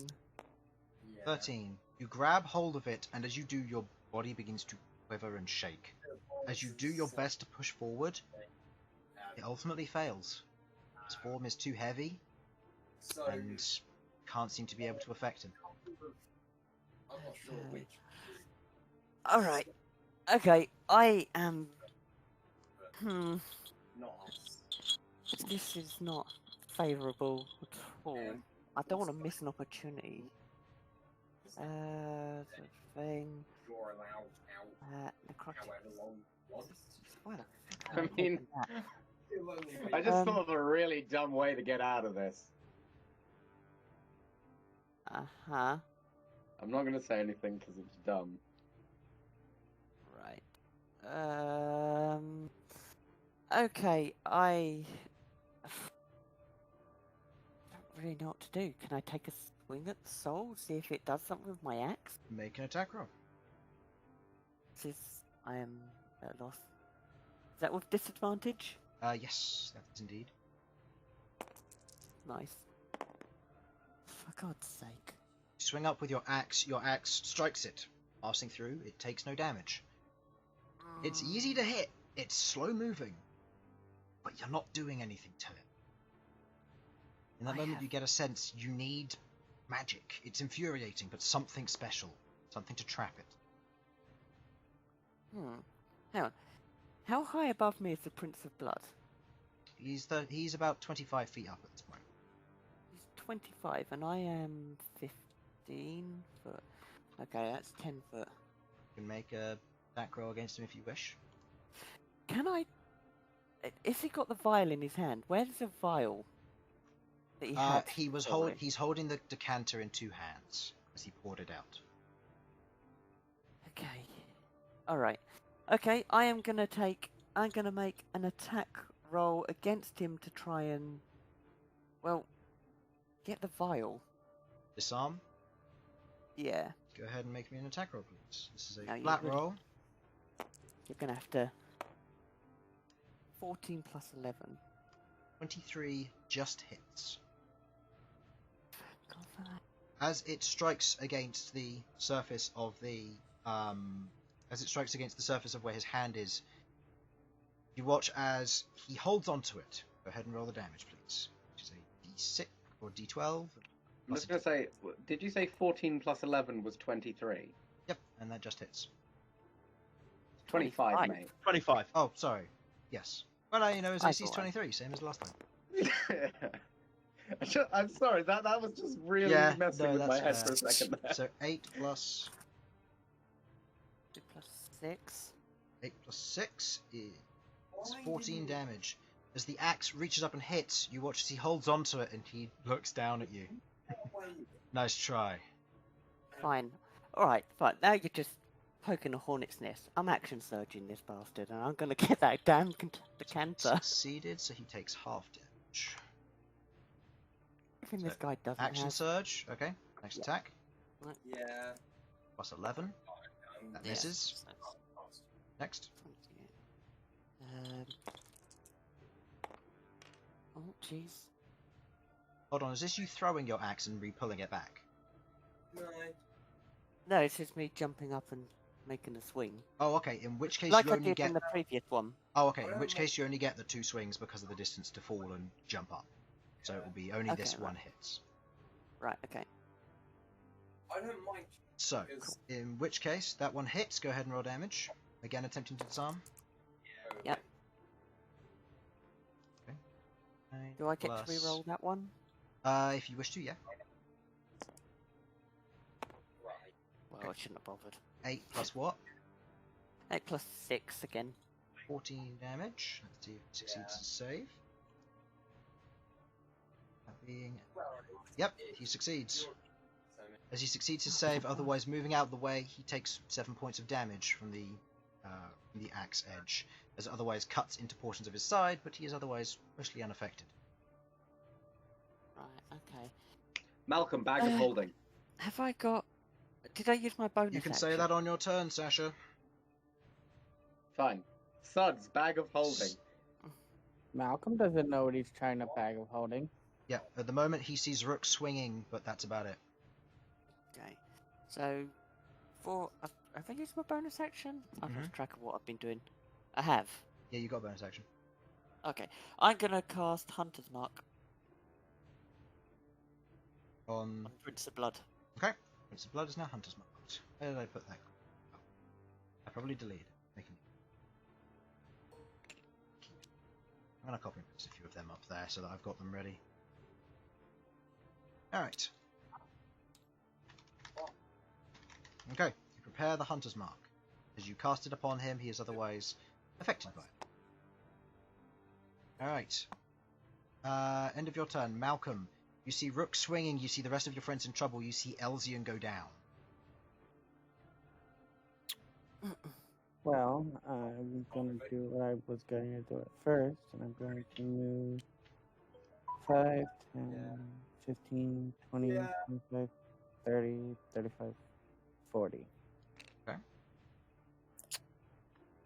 Now, I'd like to know... I'd like to know what? I could, from where I was, I could see Rook swinging at the air. Can I tell what he was trying to hit, or if he was going crazy or something? From this distance, you currently can't see anything. The air is the air. You are not close enough, unfortunately.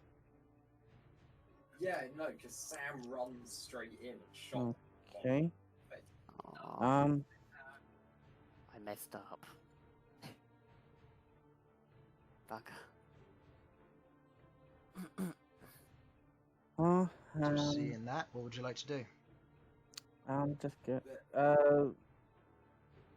Yeah, I'm not sure. For using my ring, it doesn't say in the ring's description.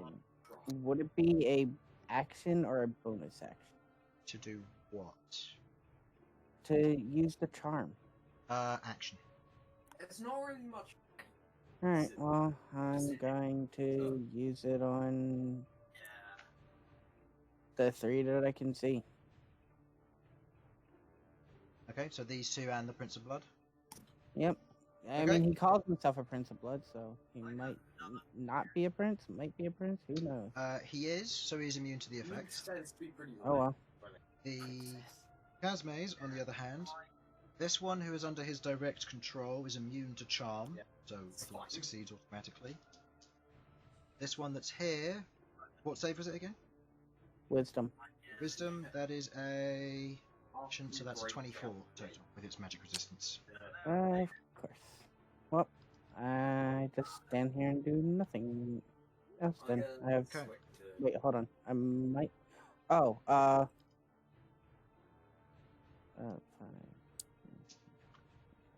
Who was sneaking that whole And time? this is... Yep, I...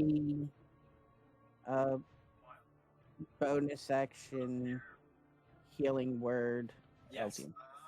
Okay, how many, what level are you casting at? Second? Let me get to it. Second level? Okay. Yeah. So 2d4 plus 6, go ahead. I can't believe I still have that spell. Hey, it's useful. Yeah? Yeah, also... 11 points of healing to you, Elsyan. You are back up. There's... You're not Yeah. dead. You're not Barely. dead. I You want do, to however, stress. have 14 hit points maximum. Perfect. I remember those days. I remember So, being level 4 and having 14 hit points. Please. Or 5. Level 2. What was that? 11 or 10? Sorry. 11. 11. Excellent. Hey guys, I'm above half hit points. Oh, holy shit. Nearly fully healed. Yeah, because you went from over-bloodied to bloodied instantly. Or down to 0 instantly. Yeah. It's almost as if fuck Casme. Hmm. Actually, would I have gotten out of their range of things? It's only if I leave. I'll say you fell forward, yeah. Thank God. Just making Question. And then these guys... The thing that the Chaz may do, is that a physical issue or a magical one? With removing the health. Yeah. The previously established, you understood that a long rest removed the effect, alongside a greater restoration. I still doesn't quite answer my question. Is it a physical, It's or a physical, magical? they're pulling out his organs, yes. Right. In that case, would the spell heal have any effect on that? As it ends blindness, deafness, and any diseases affecting the target. It is not that nature of that. I would say regenerate would probably work in giving him back that. I was just thinking that, but like it feels But like such a heal- waste of a 7th level spell. Heal, probably not. Regenerate, I'd say would. Regenerate also heals hit points, doesn't it? But it has a cast time. It does, Am I but it's a wrong? very short. It's a very short. It's a very small heal. I mean. What, 5 hit points around? Oh no, it's 48 plus 15 initially, and then they gain 1 hit point at the start of each of its turns. So 10 hit points a So minute. yeah, regenerate is But actually a But the genuine cast time option. is a minute, so... Oh, that it is. That it is. Also, I don't have it prepared because I didn't think I'd need it. So. Fair enough. Okay. End of Malcolm's turn. His Wyams do their attacks. Crystal Dragon over here. Let me get the stats up for such creatures. Their to hit is... They have a bite, which is +6 to hit, and they have a breath weapon. This one, they can't use their breath weapons without hitting allies, either each other or Drakes and you guys, due to the nature of how they'd have to angle them. Did they see? So unfortunately they can't angle them to not hit you guys. In such a case, attacking this one, do they get multi-attack or just one? If they get affected by my druid stuff, no, it doesn't say. Okay, in which case that is a 13 to hit, which misses. The other one, the blue one, that is a that's 5, that's an 11 to hit. Oh, has advantage, that one. Has 18 to hit, that does indeed hit. 1d10 and 1d6. Yep, I will do the Drakes. So this one attacks this one. Again, +5. The Drakes, I don't know. The Drakes aren't on here. Resvolos. Somewhere near the bottom of the pile. Actually, it's the bottom of the pile.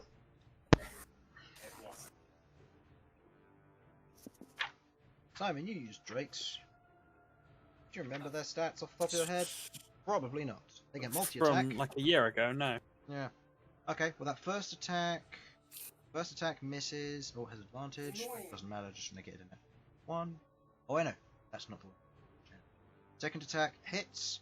The other one that has advantage hits the first bite and misses the second attack. And that one doesn't have advantage. First attack hits.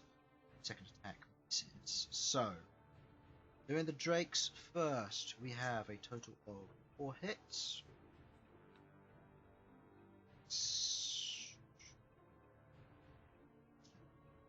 12 damage, followed by 30 total damage to the Chasme on the...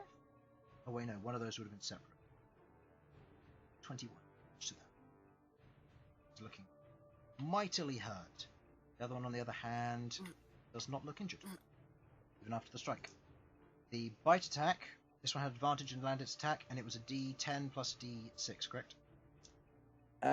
Yes. The d6 is force damage, if that matters. Okay, so that is 9 4. That is, it doesn't matter. That's 13 total damage to that one, and that one is now gone. You watch as it puffs into a pile of black sludge and disappears from the battle. Right, this one's going to move into position around here. Okay. So, all right. Ending your turn, Malcom. Rook has already done his, and Queglod is now your turn. Yeah. Queglod,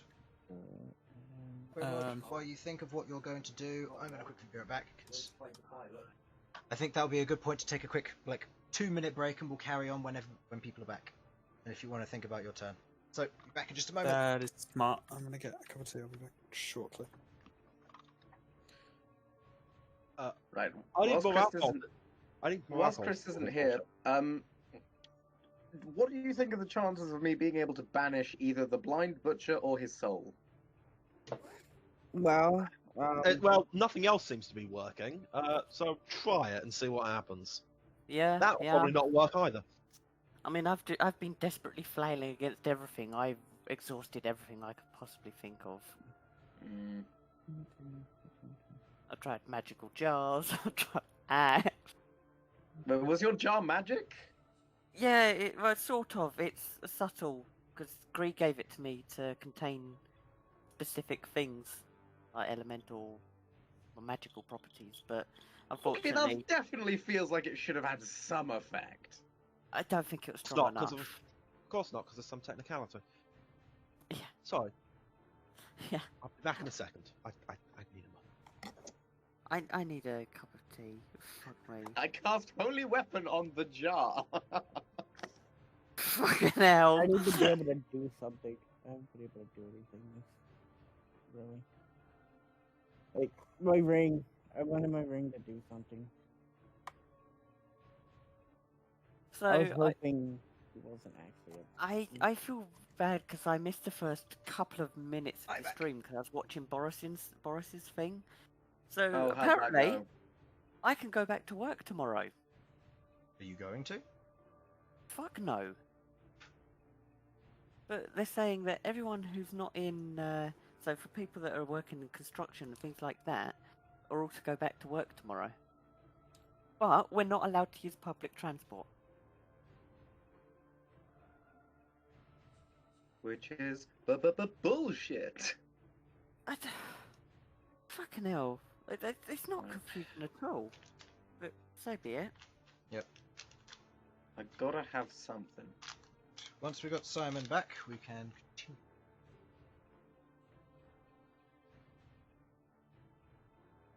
Sam ran off also. Sam went off too. Yeah, Sam went off to get something also. Okay. I'm gonna go and make a cup of tea. Have we established that are Chasme fiends or are they? What's the deal with them? Fiends, yes. Are they? I thought they're Yeah. demonic. Yeah. Fiends are demonic. Demons Oh, are right. fiends. Oh, fucking hell. It's this whole... I'm gonna Yeah. make tea. All demons are fiends, but not all fiends are demons. Fiend is the subtype, or the main type, and then the subtype of that is either demon, devil, or Yugoloth. Hello? We don't talk about the Yugoloths. They're amazing, leave them alone. I've used more of them in my campaigns than I've used demons. They're fucking ridiculous, though, you have to admit. They're Just amazing! because... Okay, but what's the point in them being a separate entity from a demon or a fiend? I don't understand. They're Because mercenaries. they can control a boat. Yeah, you can turn a CR3 Barrenlor into an absolute monster killing machine by giving it an actually big boat. And I did. Because it can control all ropes, it can control the flow of water beneath it, it regenerates hit points, and it can create an air bubble space, allowing it to submerge. That's a What the hell CR3 is this, and creature. how can I get one? A CR3 creature, it is a demon, and I would recommend using them if you want, because they take possession of a boat, and then they have control over it, it regenerates hit points, it can't sink, it can go underwater, and he has control over all the ropes and the rigging and everything else. So, And I plan to make it even stronger. That's amazing. I love that. Can this do this to airships? yes, if it's a ship, it can, which specifies a vehicle that can go on water. Excellent. So if it can, It can go on water. Okay. Doesn't mean it has to go on water. yeah, exactly. That's why it can take over an I airship. mean, technically a cart can go on water, it just really shouldn't. Okay, realistically, Harlan, it's more saying if there's ship in the name, it can do it. Okay, Yeah. so when D&D 40k comes around, and there's Yes. massive starships, I don't need to pull anything from D&D to be able to just control massive starships with terrifying demons. Yeah, that's true. That's like half the demons. The other half of the Gribblies that... Oh lord. Nerdlings. Nerdlings are adorable, especially the sassy ones. Indeed. Anyway, so Simon, Excuse me, I find sassy nerdling. you stand there, one of the Chasmes is destroyed in front of you, the rest of your party is otherwise acting on it. You see Rook flailing, but he's also shaking in fear, as he then turns his attention to try and strike the Prince of Blood. You don't entirely understand why, but he is.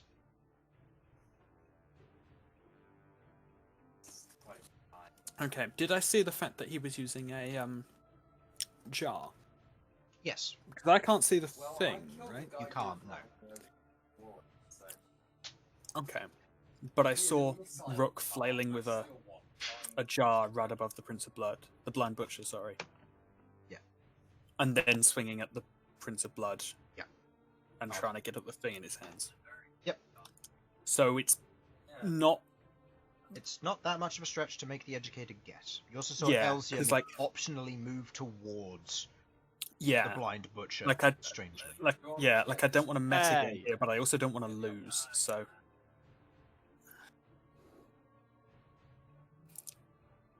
I mean, it's an educated guess. You can't see it, so any targeted stuff won't work on it for obvious reasons. yeah. But you know there's something there. Something that two of your party members drew themselves closer to. Sudz and Malcom otherwise haven't mentioned it, because neither of them can see it. Who just DC'd? Infernal. Not me. Sorry, Infernal. We lost Dr. Infernal. No. Doctor Infernal. Oh no. I should be awfully pay away. And it's Bern's turn next. Disintegrate. What'd he do? No, it's not what he'd do. Disintegrate Malcom. I mean, probably. Inflict wounds on himself. The Prince of Blood hasn't had his go yet, so maybe he still hasn't got his thing up. So Yeah. maybe he would use disintegrate on the Prince of Blood. No, he wouldn't because of the Inquisitor who can counterspell him. He's had his turn. Anyway, it's Queglod's turn now. We'll handle that first. Welcome back. Welcome back. Hello. What would you like to do, Queglod? 5, 10, 15, 20, 25. I am going to put you there for now. Please make me a Constitution saving throw against the Chasm.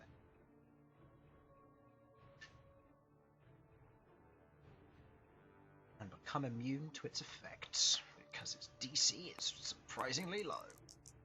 Come on, Simon. Never mind. Lucky. Lucky! Do it! We Oh, yeah. remembered! It was worth it. Okay, This is the it's fine. fourth time. This is the fourth time it's been remembered. Nope, this is the 6th because he used one during initiative. Yes, Wonderful. that's 2 today. So I think we can probably say Most in one session. that it's a thing that we It that we is. kind of remember now. We've established now, yeah. Yeah. Alright, Um, so as you hear the droning, you're like, I've heard worse. And keep moving. It's a 24 total, in case that matters. Fine. Okay. Yep, you're within range. You can see the spirit otherwise floating down towards the blind butcher. So this is like Actually, slowly it'll be behind. floating. It'll rather than- be behind the pillar, but you can see it. Yes, Okay. the pillars aren't So particularly it's- tall. They're about 10. Yeah. At most. So it's like slowly floating rather than falling like Yeah. a normal liquid would. It seems to be wispily controlling itself.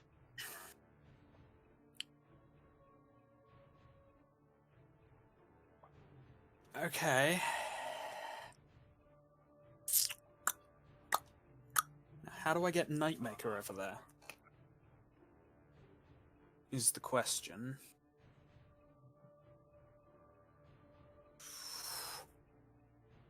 Don't particularly want to try throwing it.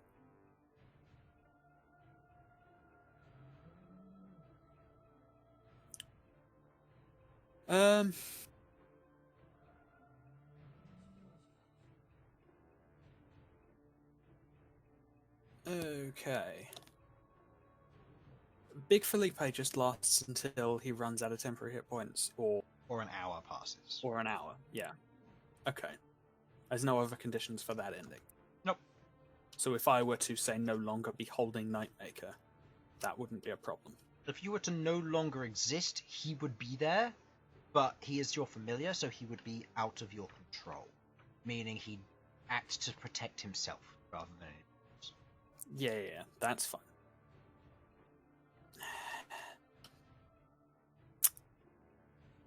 Such being the case,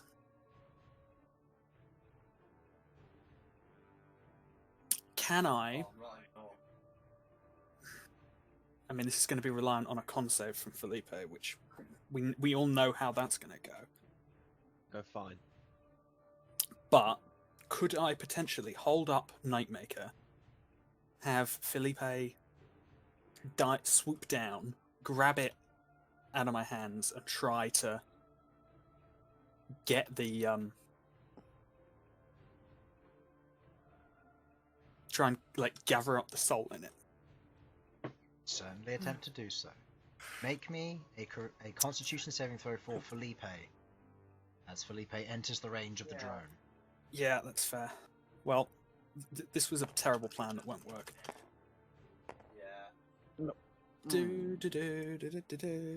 That's a 7 total. Okay.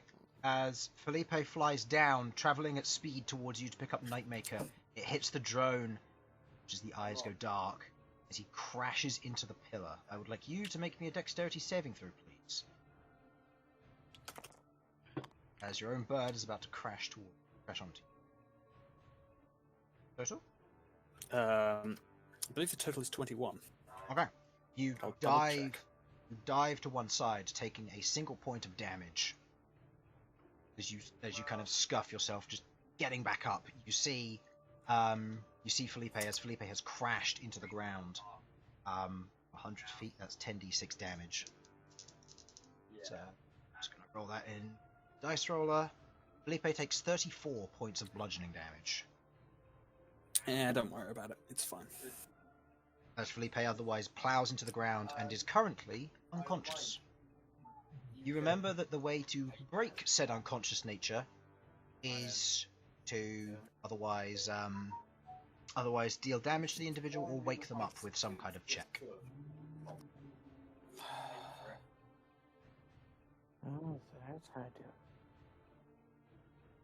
it. This unconsciousness is basically sleep, right? Yeah. Okay. Say they fall prone. No, it just says they fall unconscious. Hmm. 10 minutes. Weird. Annoyingly, Felipe can wake me up from being asleep immediately for free. But I'll say holding that up and commanding Felipe would have been Felipe's movement and action. You still have your action, however. I'll say it took your bonus action to hold it up in preparation, waiting for Felipe to grab it. okay.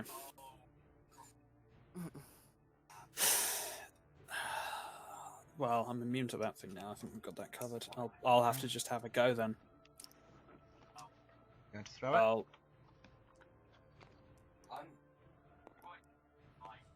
Yes. It's not my arcane focus. I have a staff, Correct. so I don't.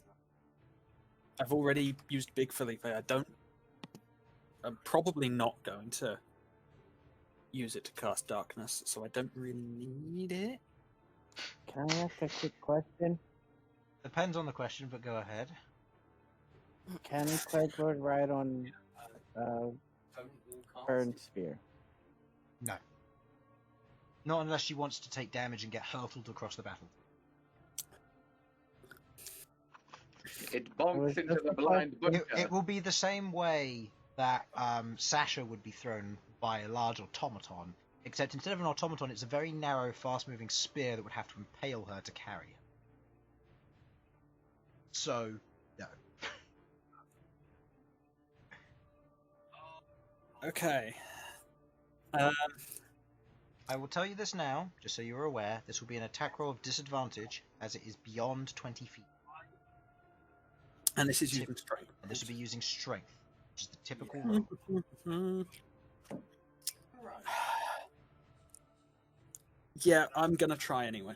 Okay, go ahead and give me the strength roll with disadvantage, please. Okay. I'm also gonna yell up at just as I'm throwing Rook, heads up. Okay. Grabs lantern disintegrates. Throw my But lantern. it's not a weapon. No. It's not How a would weapon. that work? It's not technically It's a weapon. not a weapon, it's a focus. Total? 7. Okay. You throw the lantern. It's heavier than you thought. It hits Felipe. Felipe is now awake, but otherwise can't do anything this turn.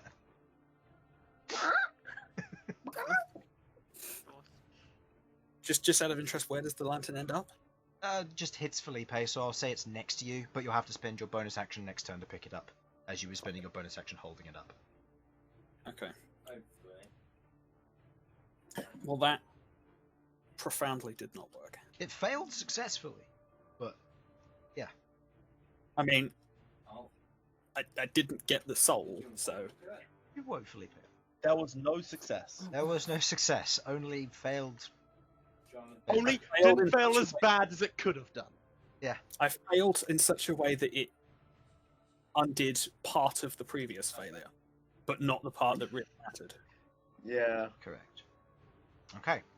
Well, that ends my turn, so... Bern, it's your turn. You hear the Inquisitor. He's somewhere nearby. You see Queglod trying to throw her Nightmaker, which is really confusing. Nobody has mentioned that there is a soul to be got. You see your party acting really strange about the blind butcher. It's just like, what are you guys doing? Hit the guy up here. I yell out, "Can we have that aura sight up?" And I use lore. And you use what? Invoke lore. Okay, how many laws are you having? All of them. All of them. I was unconscious, you bastard. I can't fucking see you. That's your fault. Hello, Lore. Yep. You watch as Bern grasps Law in his hand as it shifts outwards and he pulls away as there are a number of laws surrounding him. 7? Yeah, okay. 7, yeah. Well, that's as many I can summon. Yeah, okay. Okay, and that takes your action. Yep, and I recast it on myself. You recast Harp, keeping it going. Okay. End of your turn. Prince of Blood otherwise floats Immediately up. gets smacked by a Guardian of Faith. Immediately getting smacked by the Guardian of Faith. Is that the beginning of his turn? Yep. Yes. Because, yeah. Remember. when Point I of used it. order, does this remove his shield or does he take the damage then get it?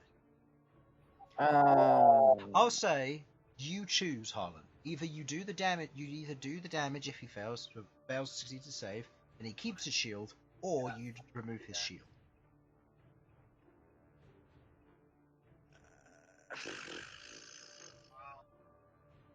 It's just one attack. I'm removing his shield.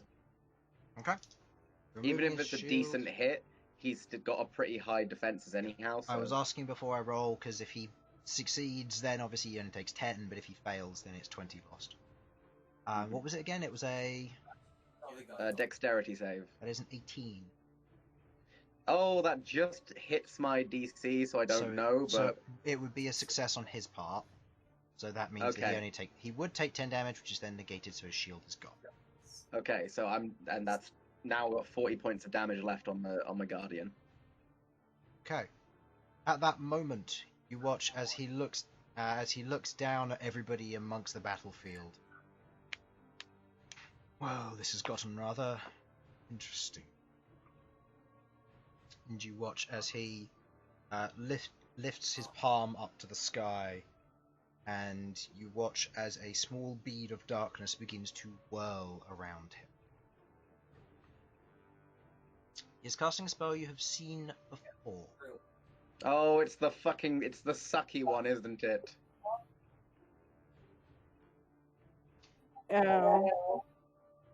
Is this the one that creates the is this maddening darkness, or is this the one that sucks all of our health away?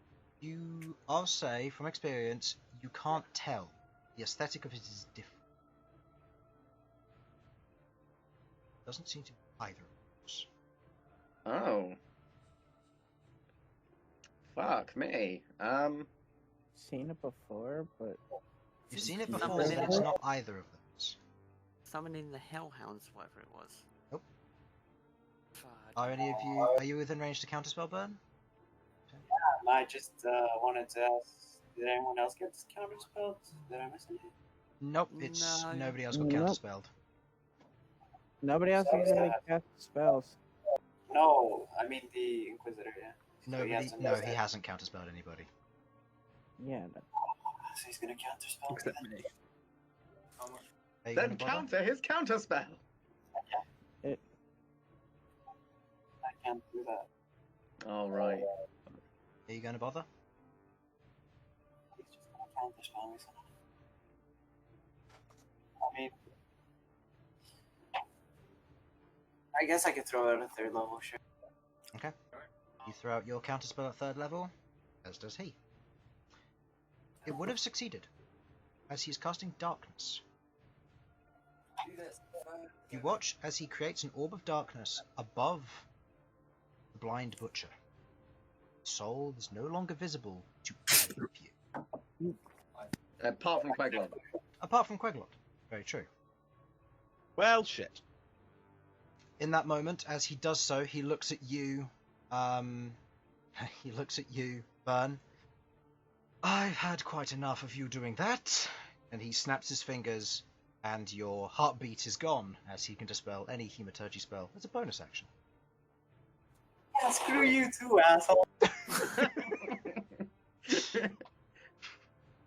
Hey, it's a bonus action war. Who wins? Click, click, click. Clickety clickety click. It's like counterspell all over again. Well, I can do it. Okay. Alright,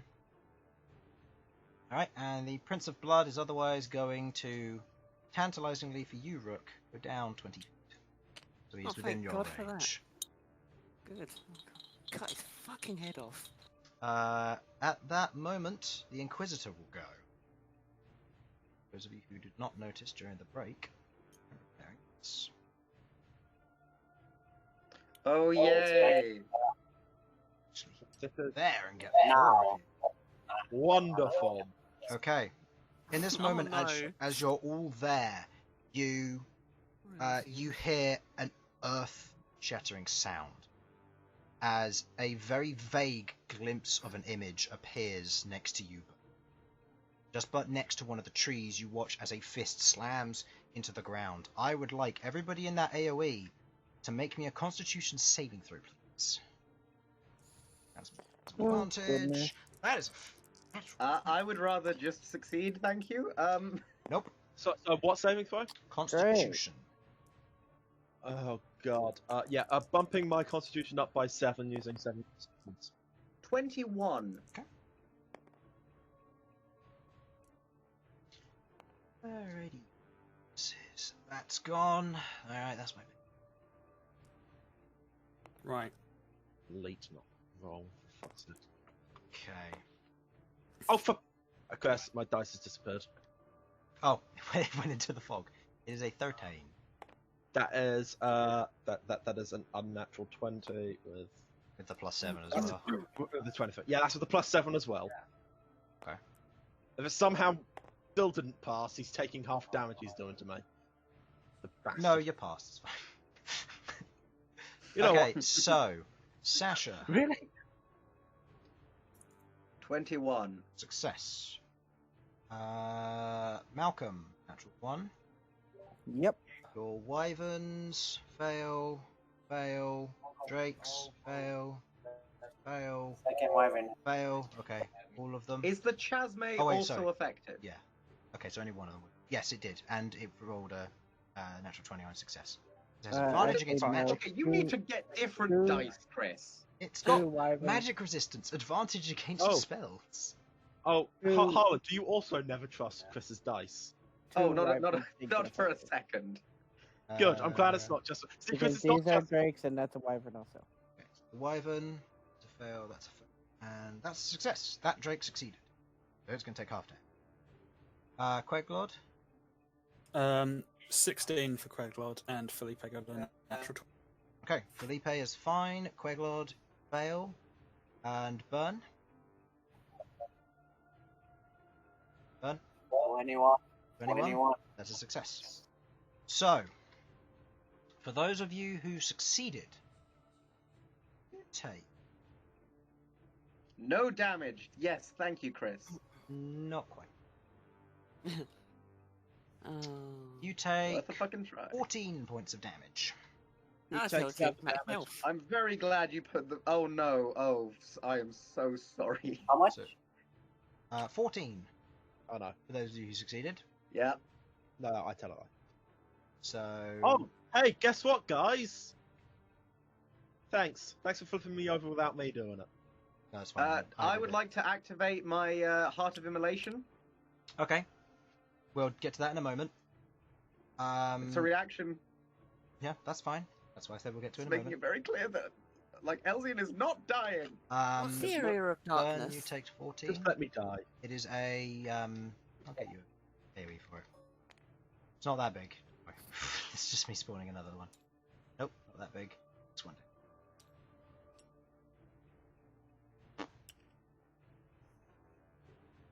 The exact area should be about there. Yeah. Okay, right, cool. Just a little bit up in the air.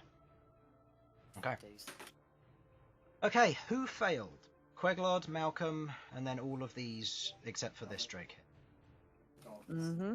You take 28 points of bludgeoning damage, and you are stunned.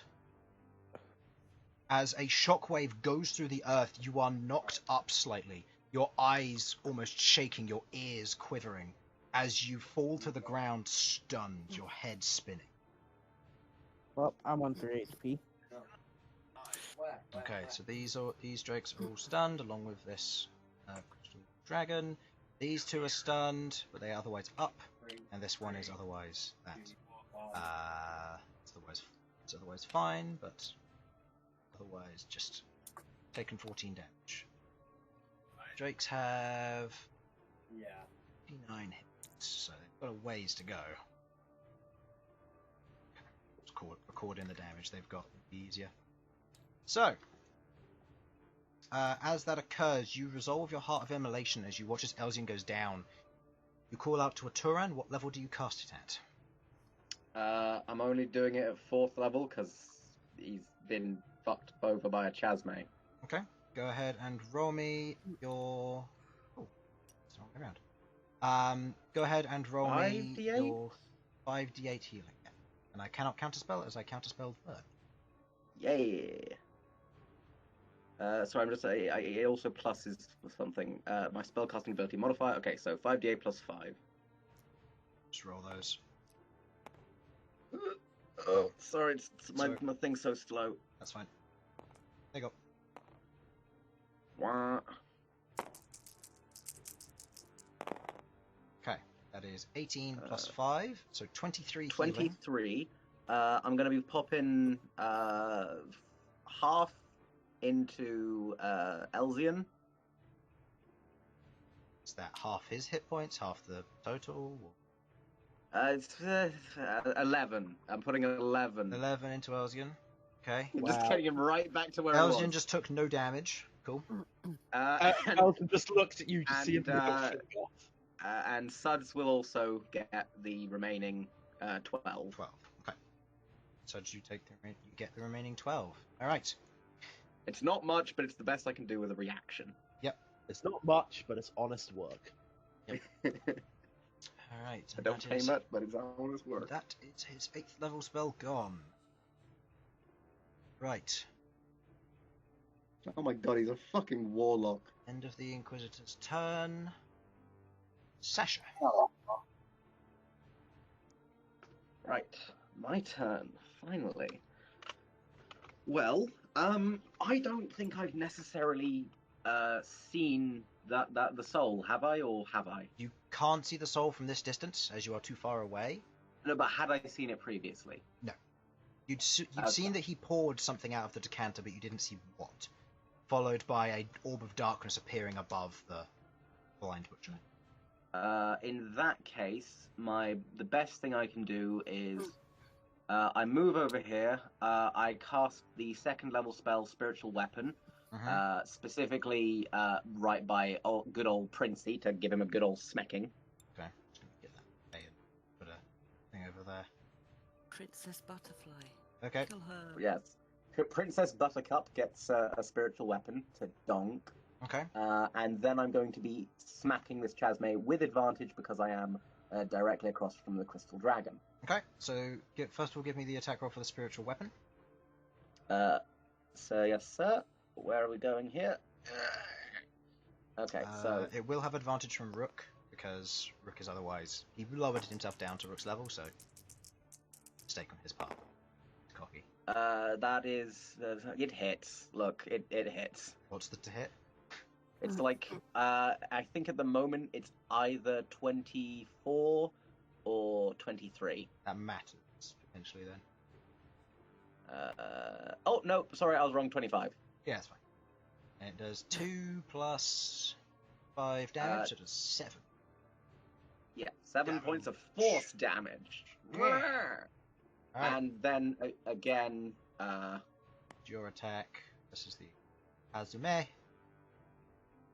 and that's 3d6 since it's a fiend. Yep. 2 of which are radiant damage, and a d8 from my fire. Divine strikes thingy. from fire. Yep. Rightio. Well, This thing- 20. Does a 20 hit? 20 does hit. This thing is resistant to fire, so the fire damage will be halved to 3. Okay. And then. It hasn't hit anybody with proboscis, does it? Did it? Did I miss I his don't turn? know. Shh, Chris. Shh. It's already happened. Yeah, it's fine. 8. It's already happened.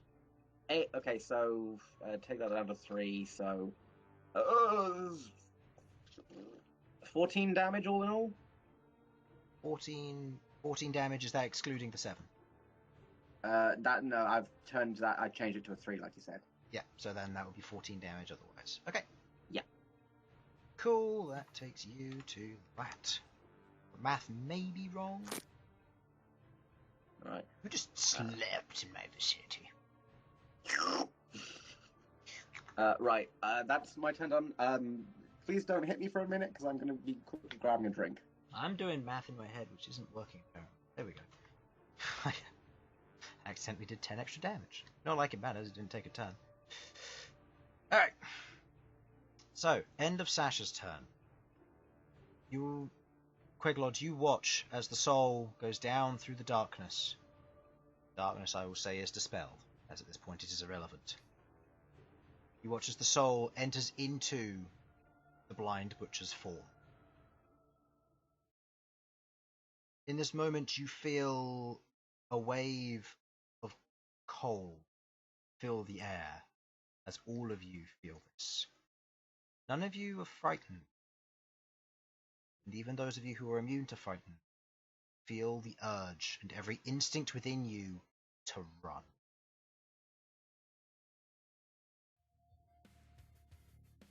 Yay.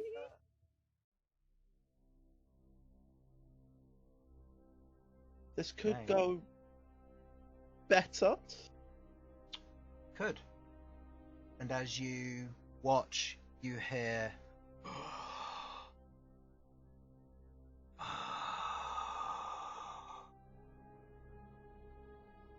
He's going to spend his turn flexing his fingers.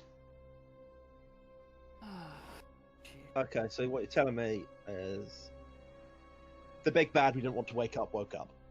Correct. Yeah. Okay then. Elsyan, well- it is your turn. You are on the ground. You see this thing wake up, and your mind disappears from all rationality.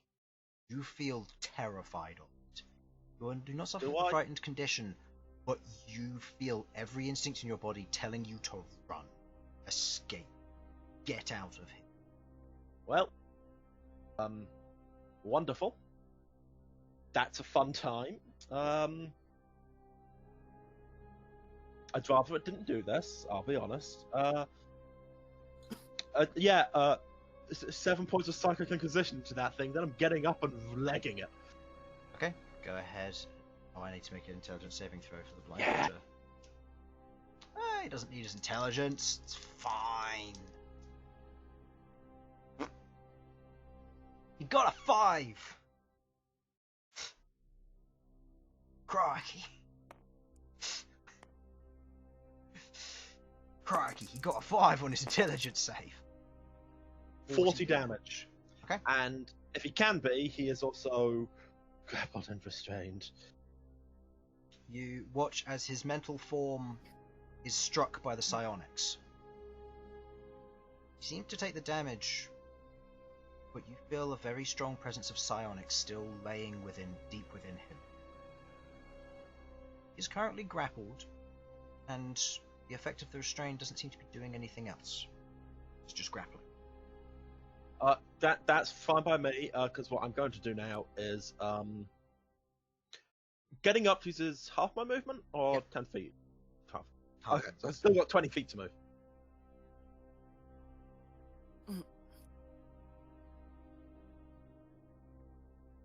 Do a flip. He did a cartwheel. Do you want to flip? Do a flip. On a flip. Nice. Alright. That's your turn? Well, I can do a bonus action, I suppose. Do I have a... I have a potion of healing. You want to take it? Go ahead. Yay, 2d4. Am I dead yet? No, No. Not yet. but let me But describe the just- scene to you. You feel a cold air rush past you as you see the butcher breathe. He spent his turn flexing his fingers, as he is now awake. He is I don't like this. He is grappled currently, yeah.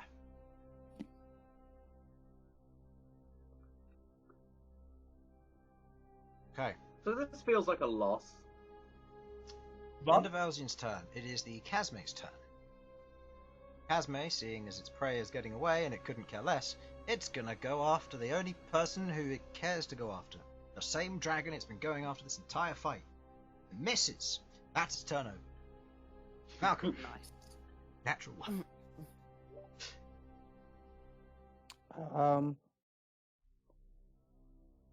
Well,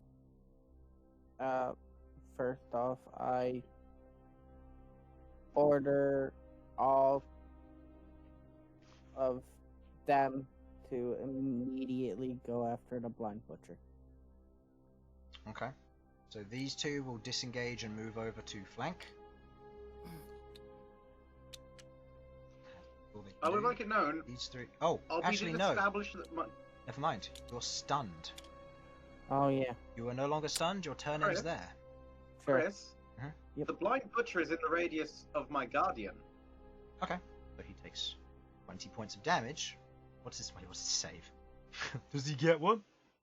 It's a deck save, so... And That's he's an grappled. 8!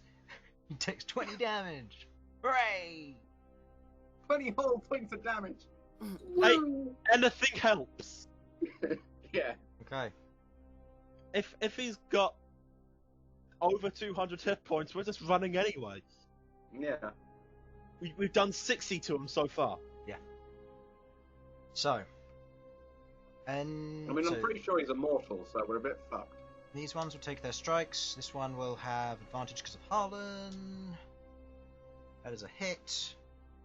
How much damage does this guy have left? Much? There's a fair bit. Okay. That is a total of 11 points of damage to it. And then the Drake, with its 2 attacks, does not have advantage because its counterparts are stunned. That is a hit and a miss. Doing 6 points of damage.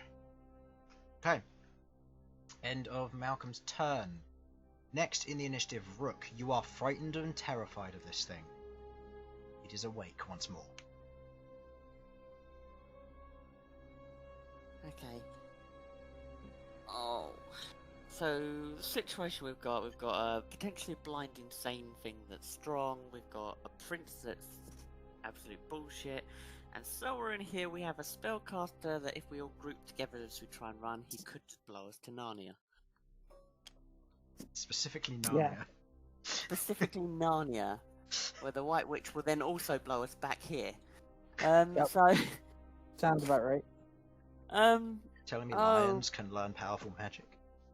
It I will shall- blast us into an entirely different fictional universe, and then we'll be You'll be blasted. safe there.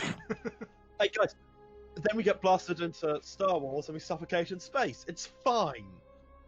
Not a bad idea, Sam. You should do that with your players. oh my god. Chris, you're not going to do it to us. I'm not going to do it to them. Do a As a non-canon level- session where they're sent to another universe as their current characters. Oh, please, we all know the universe I'd send them to, and they'd die in 5 minutes. Warhammer. Yeah. Yeah. So, Just a walk. Oh my god, what do I do here? Okay, I'm gonna take 3 swings against the... God. I mean, the only thing I know that I can actually kill, potentially, is the Prince of Blood here. So, 3 swings against the Prince of Blood? go ahead and make the attack rolls, please. Yeah. It's regular rolls. I will say this, roll them one at a time. That is 10 plus 11. So that'd be a 10 21. plus 11 is 21, that misses. However, I will not count this Okay. next roll, as I said however. As you take the swing versus the Prince of Blood, the blind butcher turns, his head facing towards you, as he's going to use his body sentinel to make an attack against you as his reaction. Is what?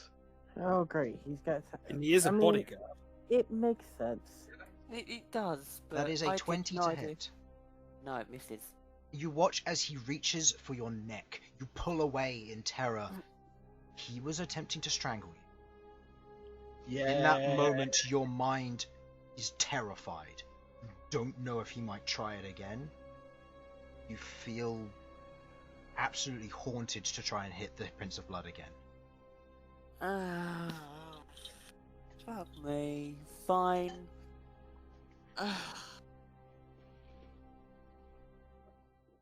What the hell do I Be do glad he here? missed, otherwise your speed would be 0.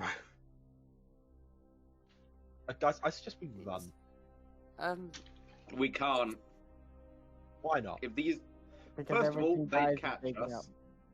and second of all, if these guys get out, there's no one who can stop them.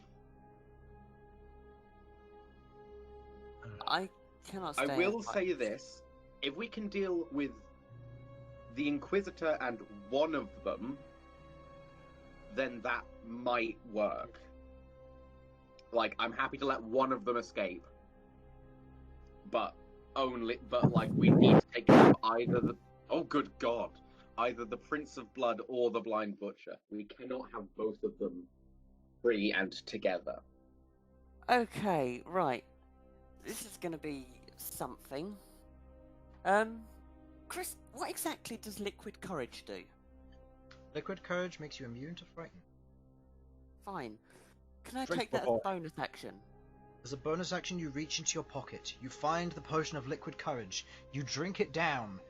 It fills your body with courage. The frightened Okay. fades. You can Let's run. run. Strength work. Okay, I'm moving here, Okay. and I'm gonna try and take 2 more attacks against Prince of Blood. I'm at a loss here, guys. I don't know whether to run or not. I Okay. don't think we're gonna get away from these.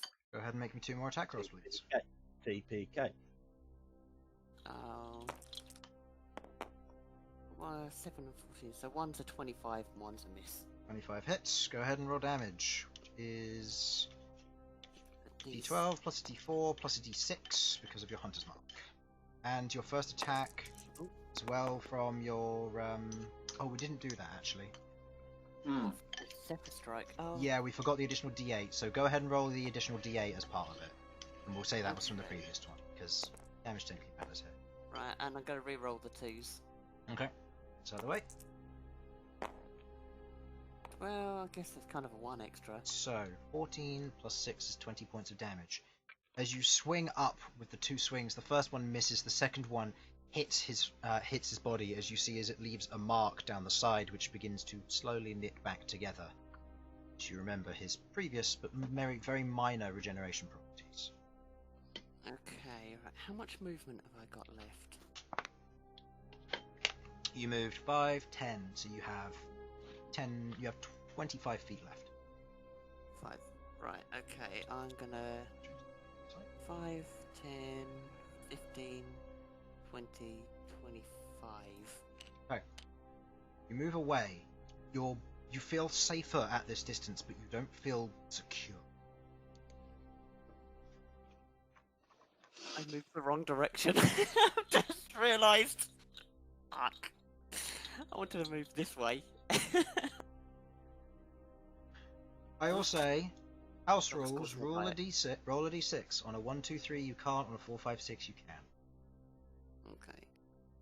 I'm happy to... As this was a mistake and it's still your reaction. turn. Yeah, no Nope. mistake. You run away. You may be way out of your frightened, but your inner being is screaming, and you lose your mind as you rush away from this, not thinking of where you are headed. But you remember, I have Zephyr Strike. You still have 30 feet of movement. Oh, yeah. Oh, So, yeah! 5, 10, 10, 15, 20, 20, 25, 30. 30. It Does would it increase be- it by 30 or does it double my movement? Good question. That's something I was thinking myself. The first level spell, Zephyr Strike,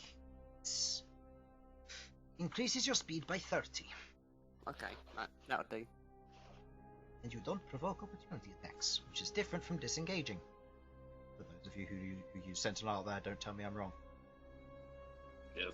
Yeah, well, It's only disengaged that it works on, that Sentinel works on. If you have spells, it's fine. Yeah, but it makes sense. It doesn't make sense why it would work. I'm just saying. I know, but still. That's how I'm playing it, because if that's how it's written, then I'm going to play it as that, because it's more favourable to you guys. And potentially melee. Alright, Queglod, it is your turn. You were stunned, or was that Felipe who was stunned? That was Felipe, and then you got Felipe's woke up. fine, but Felipe's fine, and yours... And you're and stunned. I'm stunned. Yeah. So your turn ends, but what's Felipe going to do? Felipe at this moment is familiar. It's only as scared as you, and in that moment where you felt terrified of what was to come. I don't know if it makes a difference. I am immune to fear. You still feel the fibre of your being screamed. You are still scared. You just aren't affected by frightened, as is nobody here at this point. That's fair. Okay. Note the words "at this point." Right. At this point in time, Felipe is going to back up.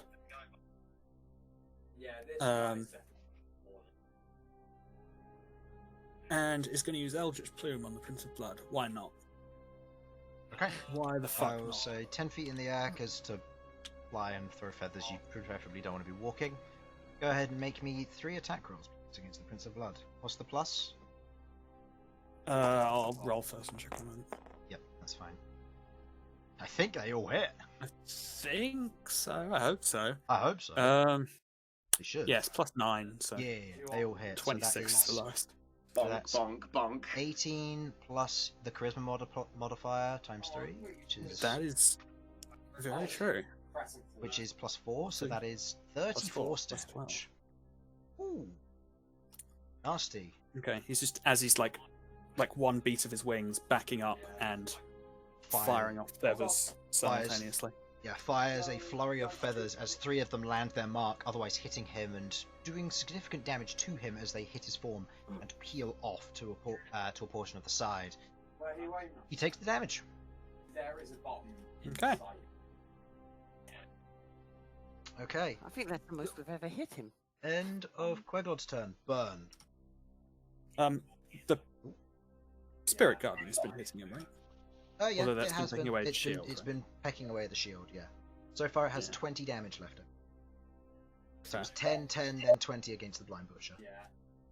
Can you Get the fuck in the aura side. How much? Okay. All of I the keep attacks going against the on- Prince They're of a Blood. bigger fish.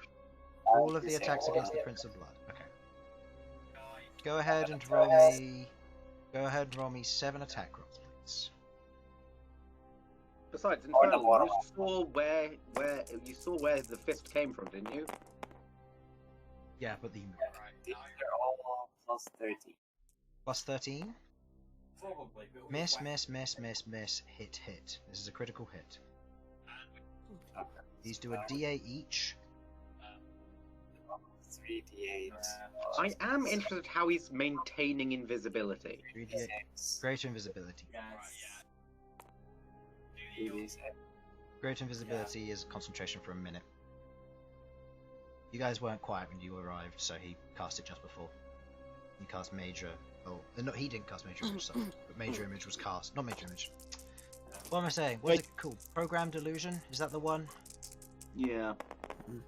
I think the focus on speed was probably a good idea, even though. Yes. Level It 6 didn't spell, actually- Programmed Illusion. Which is until the spell. Which I considered being hit by damage. Significant damage, so that's fine. Damage total? Remind me what charisma one I had? It's half? Or... Yes, half. So it would be plus 3, so 6, so 25 damage. Okay. Ow. He take... You're right. As Sasha drops a pot. Fine.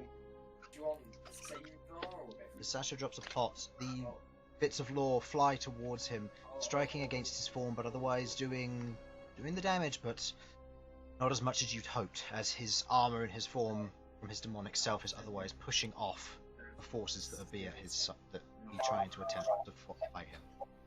No. Wait, I mean, this is the Inquisitor, right? No, this is the against the Prince of Blood. let's see the there. Oh, right. Yeah. I didn't know they could move that fast.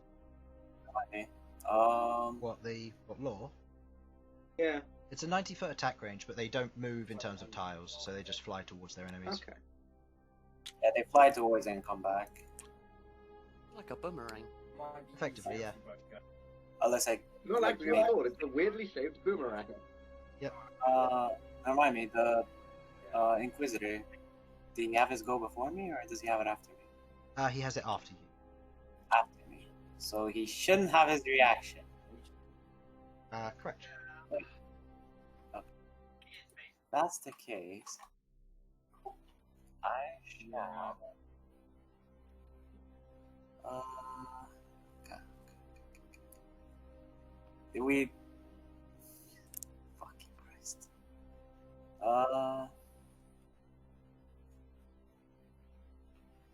Yeah, sure. I'm gonna quick spell a disintegrate at him. Okay. What save is that? Save. Dex, correct?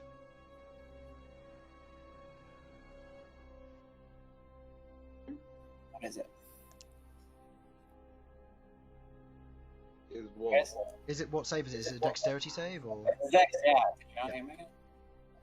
Okay, that is a total 27. Succeeds. Oh, yeah. He takes 10d6 plus 40. Oh, where's my d6? Oh, right. That.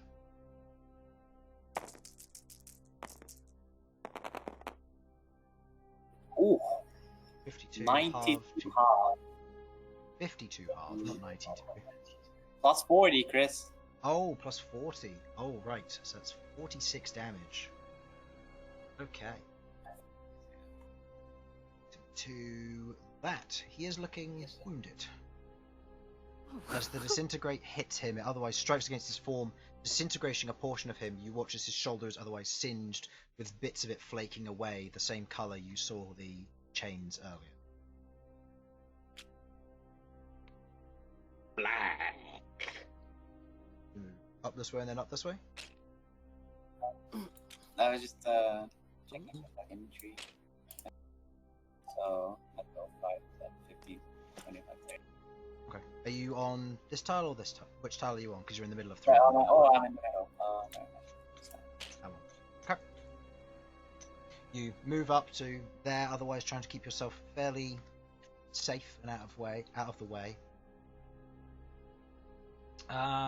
End of your turn. It is the Prince of Blood's turn. You watch as his body begins to slowly regenerate. Nope. Smack. Makes the smack. So save. You getting rid of the shield or doing damage? Yeah, I'm getting rid of the shield. There's no point in doing damage to him. Okay. It's much better to let everyone else have the opportunity. Yeah. You get rid of the shield, at which point you watch as it dissipates. His body regenerates minorly. Before you watch. If you were putting it on a numero scale, Chris, what would you say? 10. No. 10 hit More than points. I'd like. It's worse than the blind butchers. Yeah. Okay. Oh, I'm not fucking surprised. know, right? On his turn, he is going to look down at you, Bern. Nice trick. I'll one-up that. And he's going to reach forward and cast a spell. Are you going to counterspell? And at what level? What is this spell looking like? You watch as Can he we see reaches forward and his claws wrap around something, but you've never seen this spell before. Oh boy. Oh boy. Oh boy. Fuck my life.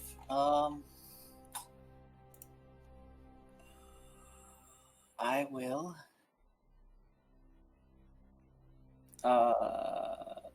Now, casting a lower level counterspell, it's the level of the counterspell, or how does it work again? It's a D20 plus your charisma modifier, so plus 6. Okay. What level are you casting it at? Casting at 4th. Okay. Go ahead and give me the d20 roll.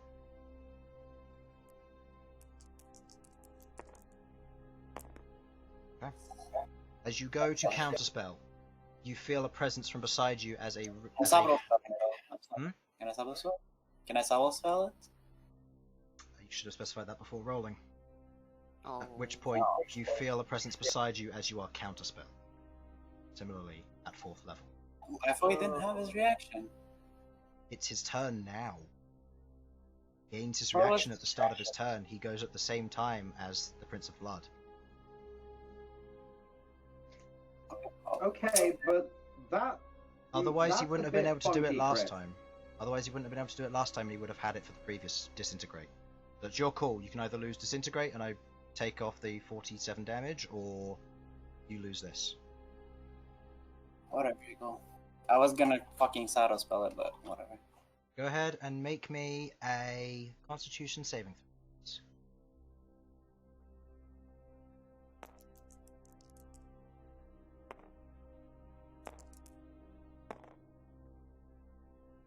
This is your last lucky.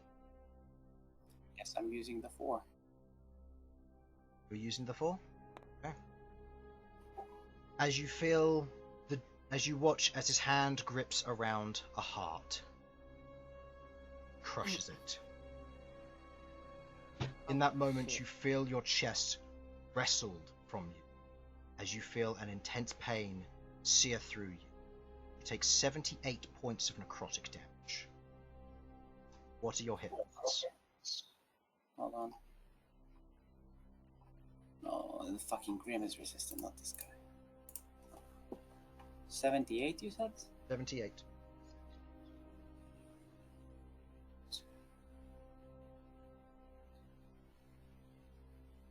I'm on 33.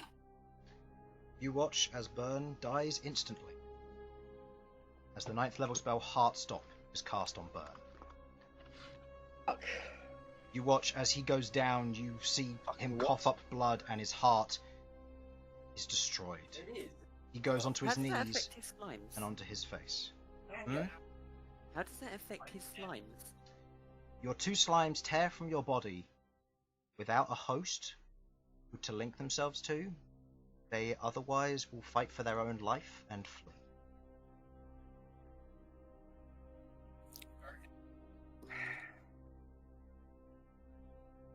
Okay. End of his turn, the Inquisitor at this point. Actually, no. On his turn, sorry, on his movement. He is going to fly down to here, next to you, Bern. And you, Rook, as you see this from this side, you watch as the Inquisitor places a hand on the shoulder of the Prince of Blood. And you hear him say something. And in that moment, you watch as they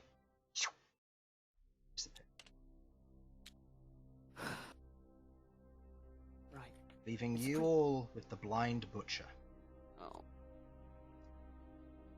Of course. At this moment, Sasha, you go at the same time as the Blind Butcher, and he has a higher dex score than Alright. you. Watch as he looks about the battlefield, seeing the individual dead. I'll catch up to you later, master. And you watch as he moves over to here, pulls out a cleaver, moves out over to him, pulls out another one. As he moves into range and is going to make Does 4 that not take a bonus action or something at least? It does. It's a bonus action. To pull out 2 cleavers? He has 4 arms. It's a bonus action to pick up a shield and a sword. He does have you there. He moves over and pulls 2 cleavers. As he moves over to the wyvern and is going to make 4 attacks against it. First one misses on a 15. Second one hits on a 24. Third one's cocked. Third one hits on a 25. The fourth one hits on a 25. You watch as with each strike, it carves through a portion of the wyvern, one strike at a time. That is 48 points of damage as the 3 strikes carve through the chest of each portion of the wyvern as it otherwise screeches out in pain. You watch as he takes the axe, or the cleaver, licks the end. Oh, dragon blood. Oh, I've missed it. That is the end of his turn. Top of the round, Right, calm Elsyan. down, Creepazoid. Elsyan. Ah, wonderful. Right. As far as So we know, that's my turn, Harlan. No, it isn't. It's my turn. It's your turn, yeah. Oh, sorry. Is that- No, sorry, my fault, Elsyan. Yes, it is Sasha's because the Blind Butcher went first. Ah, I Yeah. see. Okay, That was sorry. my bad. Sorry, that was Sorry. my bad. I heard Chris say it's your turn, Elsyan. I Yeah. apologise. That was my bad. After you, you may die before me. Thank you.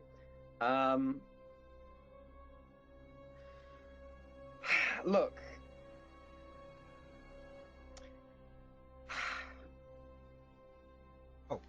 There's one detail I should tell you about what happened with the Blind Butcher. Mm-hmm. You watch as, at the beginning of its turn, all injuries it sustained are healed, as its speed of regeneration is otherwise a lot higher than that of the Prince of Blood. Right. I think he took much damage, did he? He took 60, and now he's taken none. Did he? Oh, no. Hmm. Also, he failed his save, so he takes 20 points of damage, and the Guardian of Faith Thing fades. disappears. Yeah.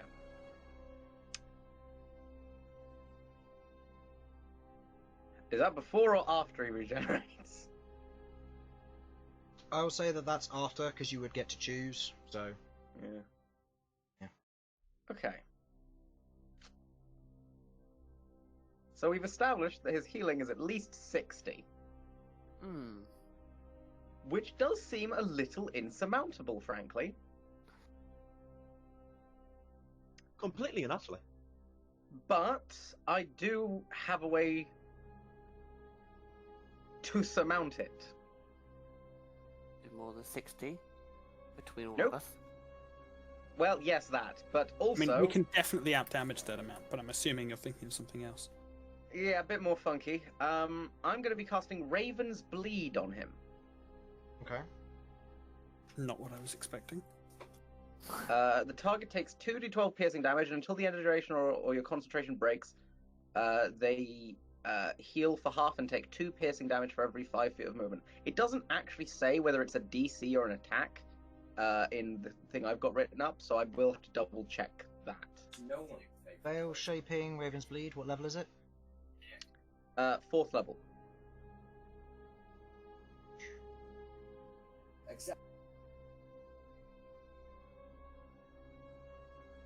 Raven's Bleed.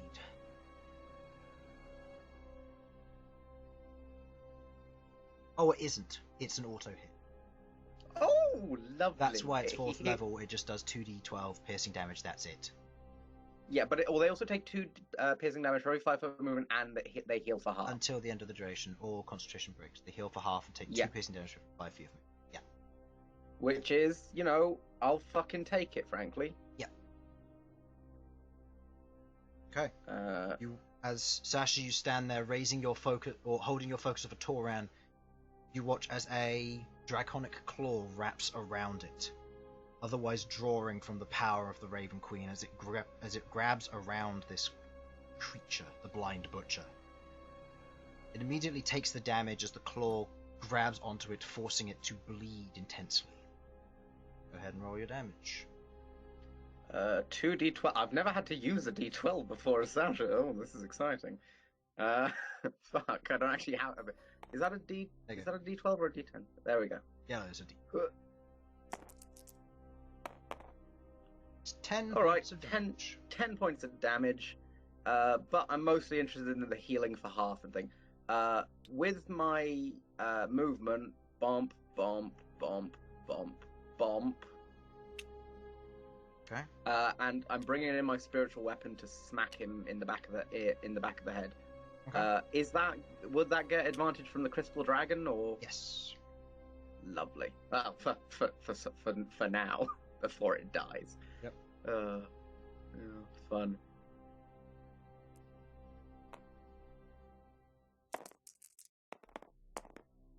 Uh, 19. Hits. Oh, cool. And that's 7 plus 5, 12 damage. 12 damage. Okay. So all in all, that's 20 plus 10 plus 42 points of damage so in this round. And let's see how much of it he heals. Yep. Okay. Elsyan, now it is your turn. You sure this time? Yes. Was Elsyan alive still? Yeah. Elsyan's Elsyan- alive. Somehow, Bern's I've dead. actually gotten a turn. It's wonderful. Oh my god. I said I had last turn as well. Okay, I'm sorry, Bern. I Big want to wish. bring He's not you here. back to life. He's not Yeah, here. Infernal sent me a message saying he didn't want to know what happens unless he gets revived. And if he does, Okay, he wants me to message him. Also, to know, Well, I does mean- anyone know any other reviving spells other than Revivify? Because if he doesn't have a heart, that don't grow back. Well, I don't know. Like heart, you said it was heart stop, not heart destroy. It's heart stop. He did The say nature, that the heart was the nature of destroyed. Heartstop, he cannot be revived by anything of 4th level or lower. Right. So you yeah. either need reincarnate I or can't resurrect. heal him now. We need to deal with this current situation. Yep. And take his body back with Well- us. Duly noted.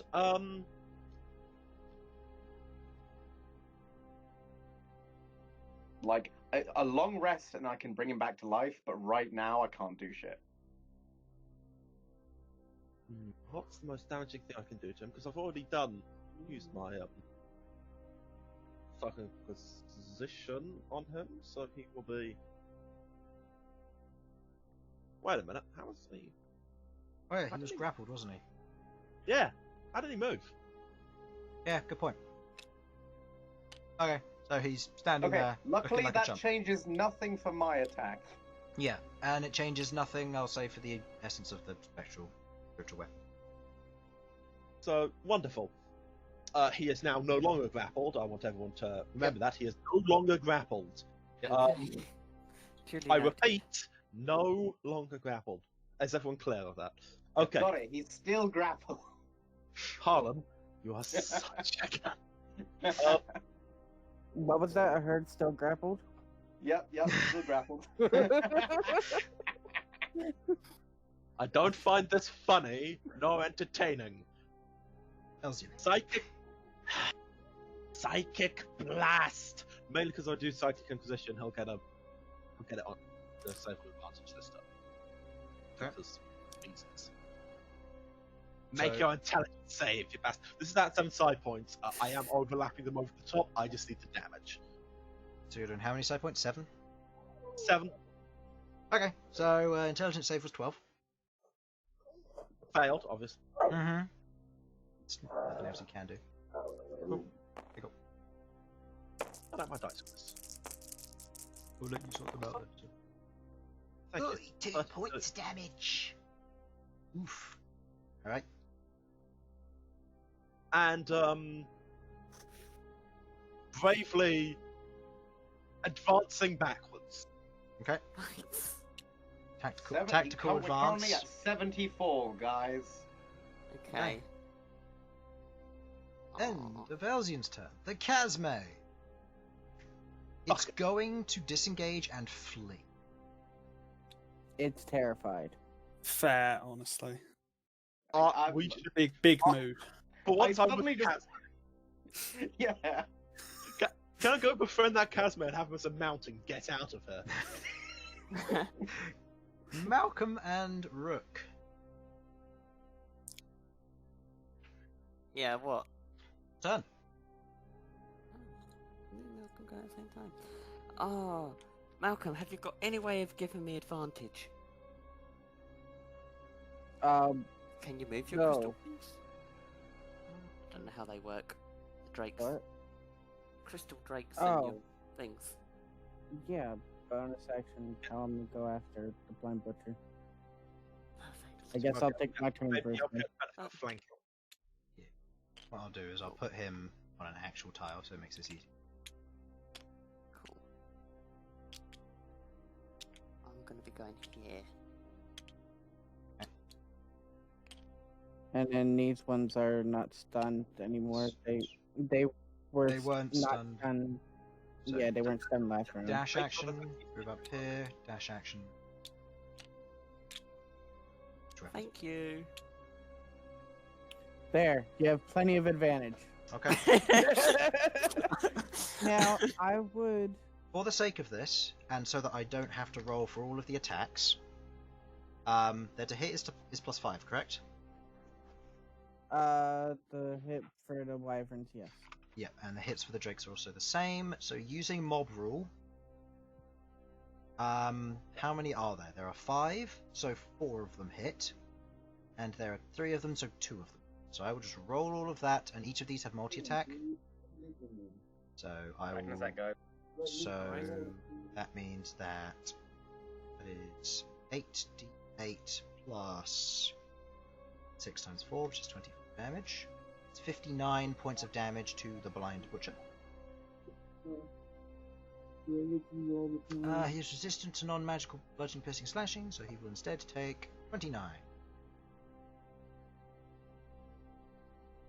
Okay.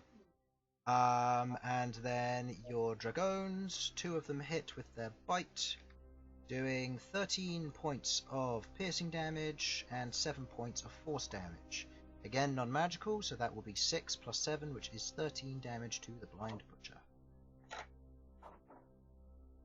Nice. Alright. Now, what I would like to do, from what we were told, this place was being safeguarded by druids, right? The outside area was. The outside, not the inside. Correct. The outside was sealed away until the seal was broken. Never mind then. I will cast a 4th level moonbeam over him. Okay. He makes Constitution save correctly? Correct. Let me double check real quick. Moonbeam, yes. That is a 28 to save. And that takes half damage, so.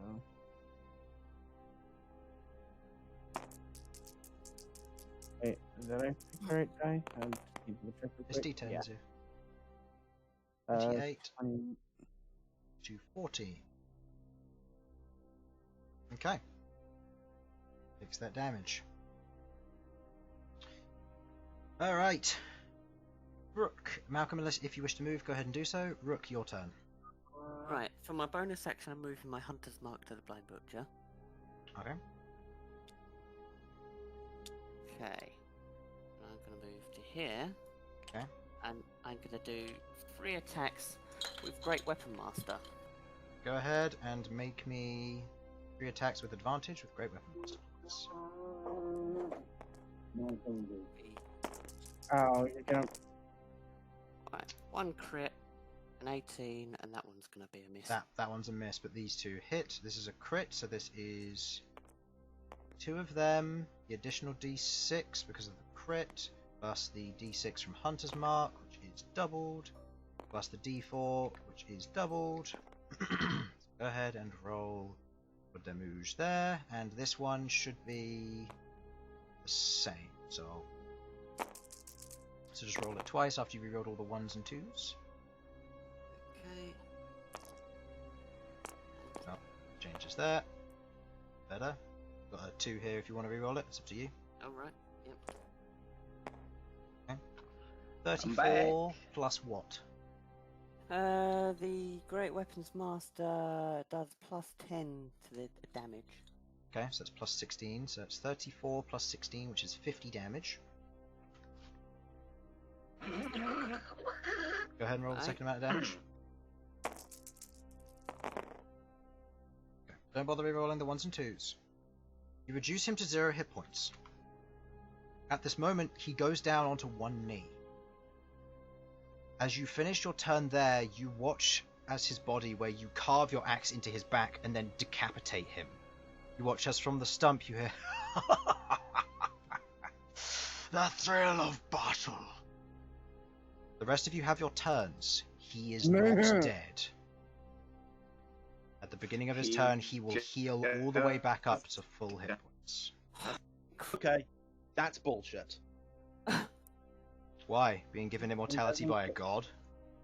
And doesn't get reduced by You half. had this information previously. You were told that he was immortal. Not even removing his head killed him. Did we get told who gave him this ability and what the fuck they were on? The god that the god that served him, and that god being the one that created the Prince of Blood, one of the Forsaken gods during the atrocities. But to do so, he had to sacrifice his only thing that meant anything to him. In that moment, as the head rolls away from the side, you see an eye stitched up. No ball inside found, only a hole. As the head rolls to one side, you watch as the form begins to regenerate, all wounds repairing.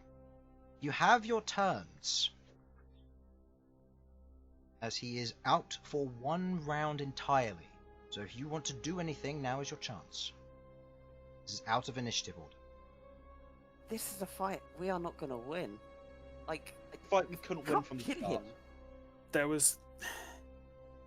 How do we get out of here, though? Without him pursuing us, potentially. Okay, so he's going to heal back to full hit points regardless of the fact his healing is halved. Correct. Yeah. First of all, I call the biggest of bullshits. You had this information a while back, and you were told about it. Yeah, I'm aware. That doesn't mean that it's not bullshit, Chris. Right, look, I can send him to a different dimension. Make it their problem. That buys us time, yeah. Right, I'm going to be using spell plane shift. Is there a lava plane? Does he get a save? Lava. He does get a save. It is a charisma save. Oh boy! His head's off. How can he possibly make a save? I do feel like he should have disadvantage. I would give him disadvantage if it wasn't for the fact that he can't have advantage or disadvantage ever because of his magic resistance plus blind. Okay, right, oh god, no, never mind, not. I was about to come up with some, but unconscious means, yeah, okay, fine. Yeah. This is an effect or strength, so it doesn't matter. Yeah. Apparently. Yeah, it's not like it's his strength or his con, which are absurdly high, it's his charisma. So that is a 5. In the moment you reach forward, you cast plane shift on him. Where would you like to send him? I think I have to send him. Does plane shift have to be touch? I'll say you have a full round, so it's fine. But is it touch? It does not. It is a range, I believe. Oh. Let me. I will look it up. We'll say either way, it doesn't matter. If you, I'll say you touch him for the sake of it, because as you do, you feel his. It is touch. My apologies. You feel his body is cold, but as you touch it, you send him and whisk him away to another dimension. I'm transporting him to the plane of fire, because Turan has. Oh wait, you know what? Shadowfell. I'm sending him to the Shadow. Wait, that is where the Raven Queen is, right? Correct. Yes. Him to the Shadowfell because if anyone can kill this thing permanently, it's her. Okay. You watch as he is whisked away, pulled into the Shadowfell. As he goes, you can hear the maniacal laughter of him being pulled away. As the head which remains with you says, "I'll find you." and the head Oh, a head. and the skull crumples. Asshole. I hate you, blind. He is otherwise sent to the Shadowfell. Right. In that moment, you have a time to breathe. You feel the dread gone from your forms and your bodies. I think our only option is to next time literally remove the spirit and heart from him. It's almost as if there's a reason why they did that, rather than just killing him. Yeah, I know. We How need would Bern anything- because So we need to bring Bern back. we need to figure out how they did that the first time around. Got legend lore. It's the best I'm going to be able to pull off, seeing as we've Yeah. actually met the guy now. What's the city called? I need a long rest to change my We spells need to go out back. so I can We need to resurrect. go. Yeah, we need to go back to Golodon. Oh, does that mean the ley lines are now broken? Technically. Mhm.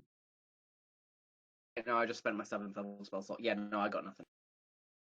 Yeah, Okay. and your person who can teleport, being Bern, is otherwise conscious Dead. or dead. Sorry. Well, if we've got no way of teleporting, we're going to have to walk back. Then I'm going to pick up Bern and I'll carry him. Well, Can I try? we're not going something? to walk. I'm pretty sure Felipe can carry us all. Okay. I also have 3rd and 4th level spell slots I can use to conjure Summons. Okay. summon animals. I'll But I will wanna say try this. something first.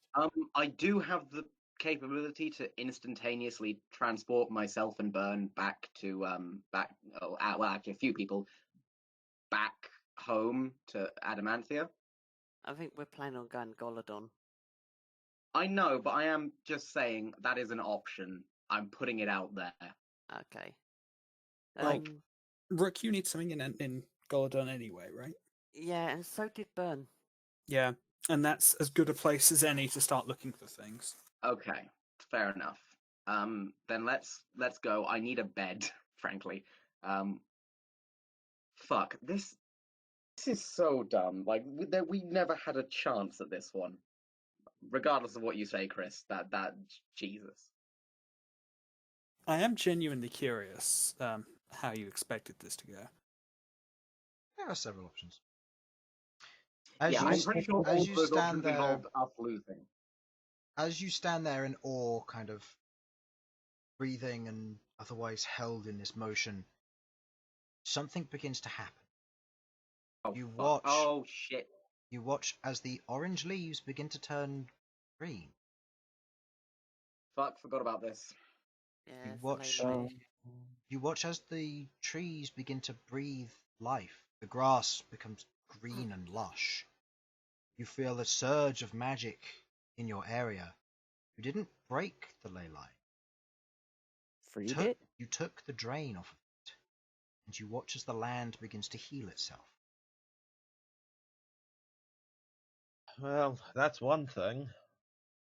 Okay, so he's not a magic user, so maybe he can't contact Yes. them immediately. Fuck. We Oh, have shit. a bit of time. Sasha, don't start panicking. It won't help us. Right, you're right. Let's get a move on. Well, So guys, whatever happens. That was And plane you know what? shift, not banishment, right? Yeah, that was plane shift, so it's permanent. Until the Prince of Blood goes to get him. Yeah. Can I try something? Go ahead. Let's try. I would like to go to. I don't know if I will get anything out of it, but I would like to go to the center of this, and I'd like to see if I can get an understanding of what kind of power was holding him here. Whilst that's happening, is it possible for me to cast a 6th level Revivify on Infernal, or would that just not work? Just to clarify, does he actually have a heart, Chris? He does, but it is mostly crushed. You will come It's back and that's- otherwise suffer pains, but you can try. Well, there's no reason not to right now. I don't have another way to bring him back at the moment without a long rest, so I might as well give it a go. Okay. I will say in the moment of the battle, given that there was a minute timer, you rushed over to him. After plane shifting the blind butcher away, you rush over to him in the nick of time. You sit down at his side, and you begin to concentrate. In that moment, as you concentrate around him and proceed to cast Revivify,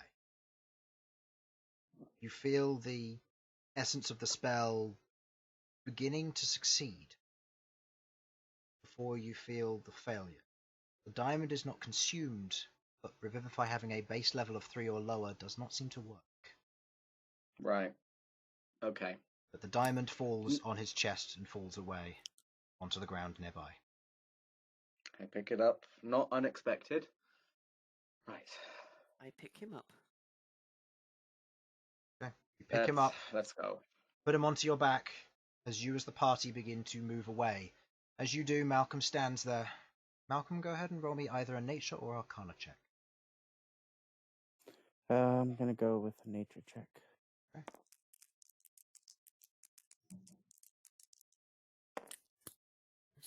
That's a natural 20. As you stand there and you concentrate, you can feel the lingering energy of the ley line. You feel it breathe through the land, and in that moment you connect with it. Your mind shoots to 4 points within this room. You see the loops where the chains were connected, the chains which have been broken and the ash which is scattered from their breaking. Your mind begins to pull one way then the next. You feel the energy of the ley lines below. They are a raw power source. It almost consumes you in that moment as you feel the immense surge flow through you, but you restrain yourself. And in that moment, you understand. The reason they did not kill him is because they couldn't get to what can. The chains bound him. He was separated and split against his will after the atrocities were complete. He was one of the last to go. In that moment, you feel a drawing and an otherwise pull. There is something connected to this place. You look to the 4 cleavers around on each of the pillars. He doesn't have them. They haven't moved. You cannot touch them. You suspect he is weaker without them. He is invincible otherwise. And in that moment you get a glimpse and a look. You see the rag that remains as it flutters away in the wind. Wherever his eye is, if you can destroy it, just might have a chance. And in that moment of looking around in this realization, the rest of the party calls to you in a somber tone. You catch up with them, and with the high speed of your party's travel, you make it back to Golodon within the day. You watch as you fly, the ground begins to shift back to its usual greens. The leaves begin to change before a slight rustic colour fills the veins of each individual leaf. They are still ironwoods, but they are flourishing. And as you proceed to travel towards Golodon, you arrive at the location. People are going about their business, but the druids and the guards are in panic. As you arrive, the guards immediately go over to you and arrest you. In that motion, you argue your case. They release you as a druid who you previously spoke to arrives and thanks you for what you've done. He thanks you for returning life back to Stone Ring Forest. And in that moment, they don't understand the penalty at stake. But you read the moment and do best not to mention the evil that has otherwise been unleashed. And that is where we will end our session tonight. So thank you for watching. Hope you enjoyed. We will see you in the next one. Bye bye. Bye.